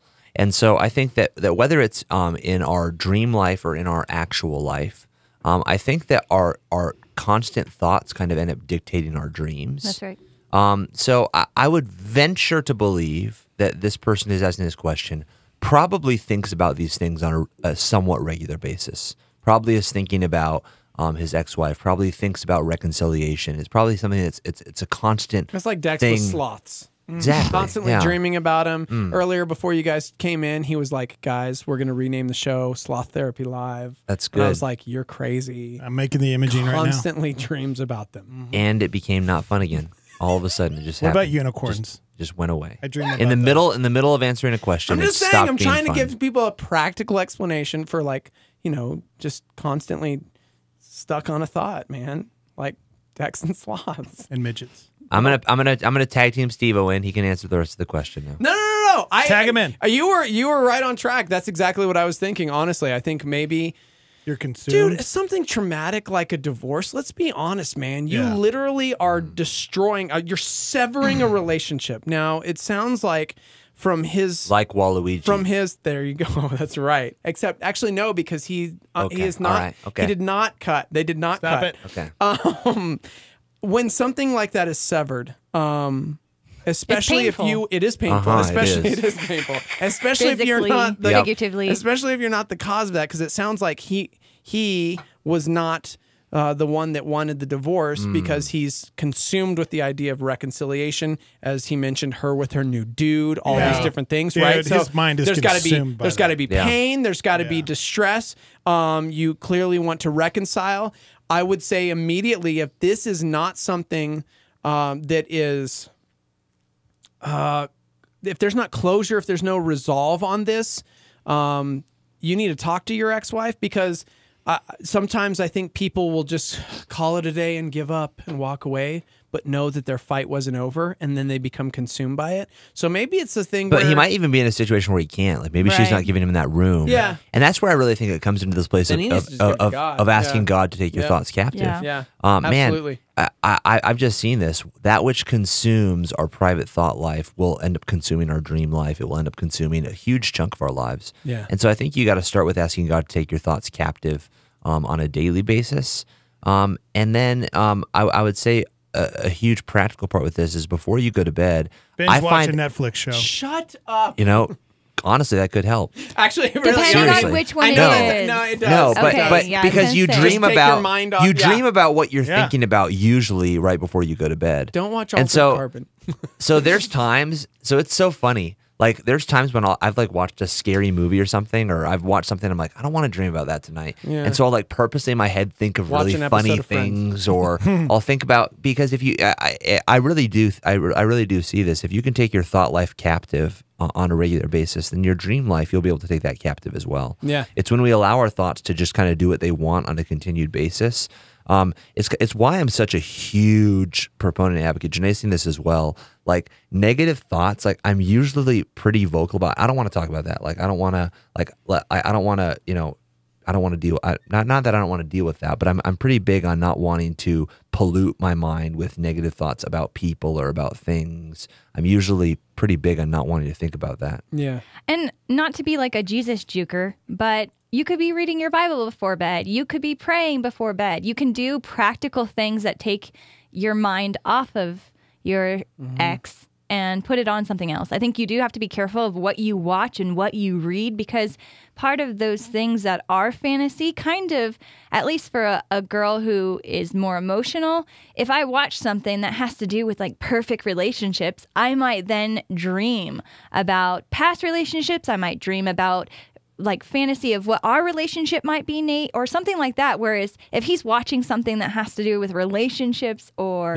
something like that, it might automatically, even though Trigger. he wasn't thinking about his ex, it's now going to trigger that in his thought life when he's dreaming. And so you just have to be very careful with what you put in your mind and be very, I guess, proactive on the things that you're doing before bed, and just taking, like you said, spiritually taking those thoughts captive regularly and really practicing that. That might need counseling. You might need to go to somebody and talk through everything, whatever it is, but be proactive. But you know, one nice part is some people have bad dreams on a regular basis, but they can't pinpoint to where that's coming from. You mean me? I'm not meaning you. I mean, I have a friend, so. I have a friend. That's my friend. You don't have to out yourself It's right okay. away. I have bad dreams. I have bad dreams. I have vivid and dreams. they're I have not. like, They're not for any rhyme or reason. Sometimes they make no sense at all. Right. Sometimes they are totally off the wall crazy. Like not even a realistic thing could actually take place. And But so she'll have these dreams, and I'm like, man, where did that come from? Like, it's so unrooted in reality that sometimes you're like, where does that come from? The benefit that he has is it's rooted in something that he knows where the thoughts are coming from. Yeah. So he knows that these dreams are coming from thoughts of his ex-wife. So it's easier for him to take that captive, because what he can do is on a regular basis during the day, if he has thoughts, he can pause and pray and say, Lord, take this thought captive. Lord, you know, remove this thought from me and help me. Because he knows where it's rooting from, he can begin to ask Lord to take those thoughts captive on a daily basis, because he can pinpoint when it happens. I used to have nightmares about high school, like the same, almost almost the same dreams over and for over about again. 15 years after I graduated. Did you have bad time in high school? Yeah, I had bad moments. It was the typical, like, I mean, I got bullied sometimes, but just hated school. So, and there was friends that I wanted to be friends with, but I never had a chance to be friends with. And I don't know, that would be the nightmare. It was trying to hang out with these friends, but they didn't like me and they were bullying me. I had that for years, and finally it just went away. I don't have it anymore. I think practically also because of that time of your life, and I deal with the same thing. I think I would want to know their regimen through the day. Like, what does their daily life look like? Because, Janae, you're like your schedule gives me anxiety. Like, you work really, really, really hard, and you're like that A-type. You just go. And I think sometimes, like, obviously, clearly God calls us to, like, we need that day of rest. Like, and we need, like, he makes us lie down beside still waters, because if not, we gonna keep going. And so we need to rest. And what does your life look like an hour, 2 hours before you're going to bed? Because I know for those of us who have, like, whether it's active imaginations or we're just like going, this or school or live work, this, that, what are we going to tomorrow, this and all, you're constantly worried about all these different things in front of you that your brain never shuts down. So you go to sleep and it's still just working overdrive, and you're having crazy dreams. And because I'm the same way, I pretty regularly dream, and they're vivid. And I don't think we're going to have good advice on this. We don't really technically do what you should do before you go to bed. Right. But that's what I'm saying. Like, maybe it's a thing where, like, we started shutting down. For me, I won't watch television before I go to bed. I'll try and read a book or do something disconnected from my phone or television, and to where I can focus solely on one thing, whether, like you said, if that's reading scripture, or reading a book, a comic book, like whatever it can do to get your mind focused singularly and kind of calm you down a little bit. Right. Yeah. We need to. I mean, it sounds dumb, but it's like, dude, take a bath before you go to bed. Dude, there's certain things you can do to, like, kind of calm yourself down, because I know, especially in our culture right now, dude, we are a go, and we burn ourselves out, and then you don't have that rest because you're still going even in your mind. When I'm big on the sleeping. health kick, I'll do meditation before I go to bed. Yeah. Because I find that really helps. So Janae we'll be in bed, she'll be like, what are you doing? I'm like, I'm doing my breathing. Yeah. And, like, I'll pause and I'll sit there and I'll I'll literally, like, They don't need to hear that. You should I'll clear my mind. Yeah, I will. I will catch it next time, just for you all, because I sit there laughing. Like, what No, but are it's you so doing? helpful. I find when I do it, I sleep way better. You put his gi on. Like, No, seriously. I normally- No, believe and that. then he'll be like, "Come on, Janae, do it with me." I'm No, like, just go. I hear you. I'm tracking with it. Normally I have to sleep on my side, but when I do my breathing exercises and meditation, I can sleep on my back. I can lay on my back, and then all of a sudden I'm just out on my back. Yeah. It's almost like a different plane of being. I'm just kidding. Okay. All right. Dr. So there you Strange. go. Hopefully yes. Gosh, what a great movie. Have you seen Black Panther yet? Twice. I haven't seen it. We were traveling. yeah. Yes. Yes. Yes. That's all I'm gonna say. Give me it. What? No, I'm not doing it. Do it. All right, let's do it. Did you guys feel any Wakanda white forever. guilt while you were watching it? Not at all. I think there are people that, like, over politicized it. They were looking for it. They're like, oh gosh, clearly because that one girl that one time calls that white dude colonizer, so clearly it's like this Black Power movie. And I'm like, or she lives in Africa and has never seen a white dude before and Why does only that knows happen? them Like, from stories because they stole her people and made them slaves and took them to America. That's the thing. Yeah, she'd probably call him a colonizer. And this you is know what I mean? Like, and this is like it's based in a comic book. Like, why wasn't there, like, a huge conversation on bullying that came out when Spider-Man came out? Like, why didn't, like, oh, you know what? This is really a message about bullying. This is a message about bullying because this nerdy kid over here. Right. No, I know. I thought it was fantastic. Yeah, I want to see it. I had to see it a second time. The first time I saw it, I was growing up, and I was like, it was good. But from the get-go, Michael B. Jordan, I think, could be the best Marvel villain in all of the Marvel universe. Shoot, girl. Yeah. Best cast film of all Marvel films. Wow. Every single actor. Wow. Right? Wow. Oh, yeah. Like, every So single good. actor, you're like, they got the very best out of everyone. That's pretty. Angela Bassett, you got the Queen over here. I could go off on every single. It's so good. Yeah, no, you don't do it. Don't do it. I thought the very first Captain America was pretty well casted. Absolutely. Hugo Weaving as the Red Skull. Yeah, like everyone. Haley Atwell, Agent Carter, like, yeah, Tommy Lee Jones. Yeah. It's that level, I think. Yeah, every these single movies, actor. they're so life-changing. Yeah, and therapeutic. Wait, are They're you so being good. are you being snarky with me right now? What are you bro? talking about? I'm gonna punch you. Huh? I'm not gonna punch you. I'm sorry. Nate looked at me like he I'm was so gonna shank confused. me. No. I was just trying to poke at you people because you started talking about movies instead of life. Yeah. Oh my gosh! But you can take things from. Anyways, moving on. Yeah. Moving on. Better than sloths. Good morning, guys. I have an issue. My best friend is getting married in October. I couldn't be more happy for him. The only issue is now his fiance is becoming a bridezilla. He has little to no say on the ride. Where was that, Sorry, Dex? I'm not. Is this a man? Snoozing on I the hope job. it's a guy best friend, not a girl best friend. Okay. He has little to no Talk say about it on in a girl voice. I'm like, let's see. Is it dudes? It's a dudes. Yeah. Yeah, it's a dude. Okay. Okay, thank you. A little late. Sorry. He had really weird, vivid dreams last night. He's still kind of sleepy. Best friend getting married in October. Couldn't be more happy for him. Only issue is his fiance is becoming a bridezilla. He has little to no say on the wedding planning. He's not allowed to go anywhere for his bachelor party, like leaving out of the state. And I just feel like these are red flags to me. Our other best friend wants to talk to him about it. Not to discuss calling off the wedding, but putting his foot down. Being a man. What do you think? Is this a good idea? Man, who cares if you're not involved in the wedding? It's all about the girl. I think mostly agree with that. I think in some things, but I think in other things, no. As far as putting your foot down, I do think the person who's going to Nate remember was a this groomzilla. day. No, I was not. We emceed their wedding Yeah? reception. Yeah, me and Joey. That's cool. It was- Do you remember what happened at my wedding reception? You mean with your brother? No. Oh, which part? I'm Oh, like, which man. part? Which part? Your brother What happened came to up me? every 3 songs and was like, "You gonna play that Kanye?"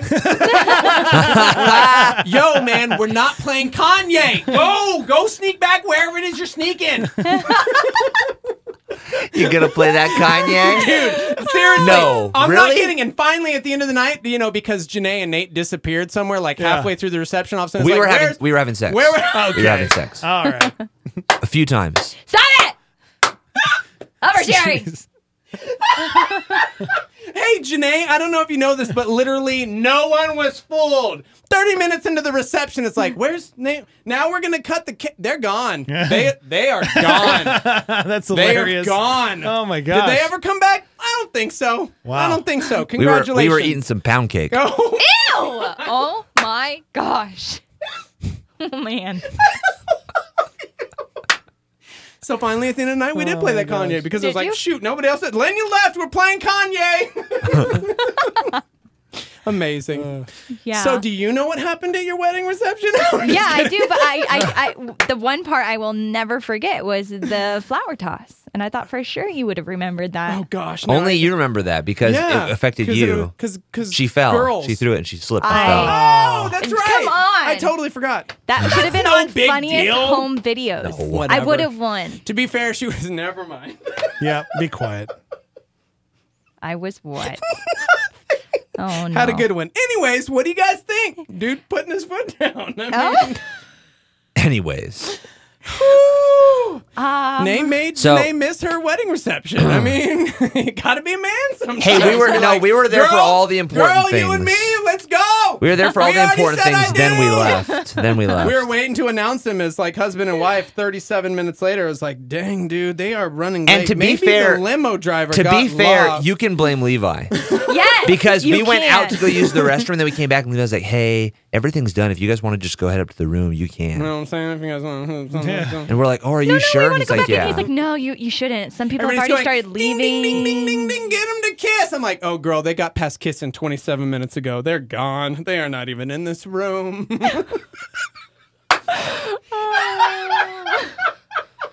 Anyways, I Nate, should have the stayed guy, away for one extra week. Yeah, did the guy need to put his foot down? Does he? No, I don't. That's why I was saying. I was starting to say. I think for some things, they're not for other things. Realistically, at the end of the day, the woman's going to be the one that's going to remember the wedding more than the guy will. True that. Yeah, I mean, look at this. As The an woman's gonna example, be the Janae one- remembers what happened at No, the reception. but I'm saying- I don't remember any of that stuff. But unless you have a super sappy guy, like maybe Steve would do this. Most guys don't want to like once a year sit around and watch their wedding video. Like, oh Yeah. God, We don't care what type of flowers. No. So at the end of the day, Any of the all those kind of decisions. I mean, ultimately, I think it's good to let the girl know because she's gonna be the one that's gonna remember that. She's gonna be the one that's gonna look back and have these great fond memories. It's literally what girls have dreamt of since they were That's little true. girls. So I think by and large, But listen, decisions with the wedding, I think the girl needs to make. But when it comes to like things like the bachelor party, okay, I was now gonna bring unless Mm-hmm. the guy's like, I want to go to Vegas and see strippers. Yeah. Like unless unless that guy wants to do that, why do the Migos make so many sound effects? Like the Migos, all they do is make sound effects. That's all they do. That's all they do. Yeah. Like they just sit around and make sound effects while people rap in front of them. I love everything about So this. unless the guy's being an idiot wanting to go do something stupid, Right. I think that he should put his foot down and be like, no, I wanna take my bros. We want to go to Southern California and surf. I don't know what he's Did planning you on do doing. that? Did you go out of state? No, I'm I like, didn't. going out of state. I played football. Like we all went to a party. It was like, yeah, we're playing football. We went to go play, or we went to do races. It's really The boring. go-karts, yeah. and they were closed, and we ended up going and doing something else. I don't Part even of me remember was now. sad because I saw The Hangover and all those movies, and I was like, I don't have a crazy bachelor party story. Mine was pretty chill. I'm okay with that. Yeah. Of course, I've been married 15 years. So mine worked I'm out. okay with not getting stuck on a roof overnight while all my friends had a blast That's and true. got That's high true. and played with Yeah. tigers. And you got a sunburn. Yeah. Just got a Really, sunburn. really bad sunburn. Yeah. That's true. Okay. Like, do we ever think about that movie from the groom's perspective? Like, we're like, oh, that's a great memory, though. It's a great memory, right? And it's like, well, yeah, except for the groom. Except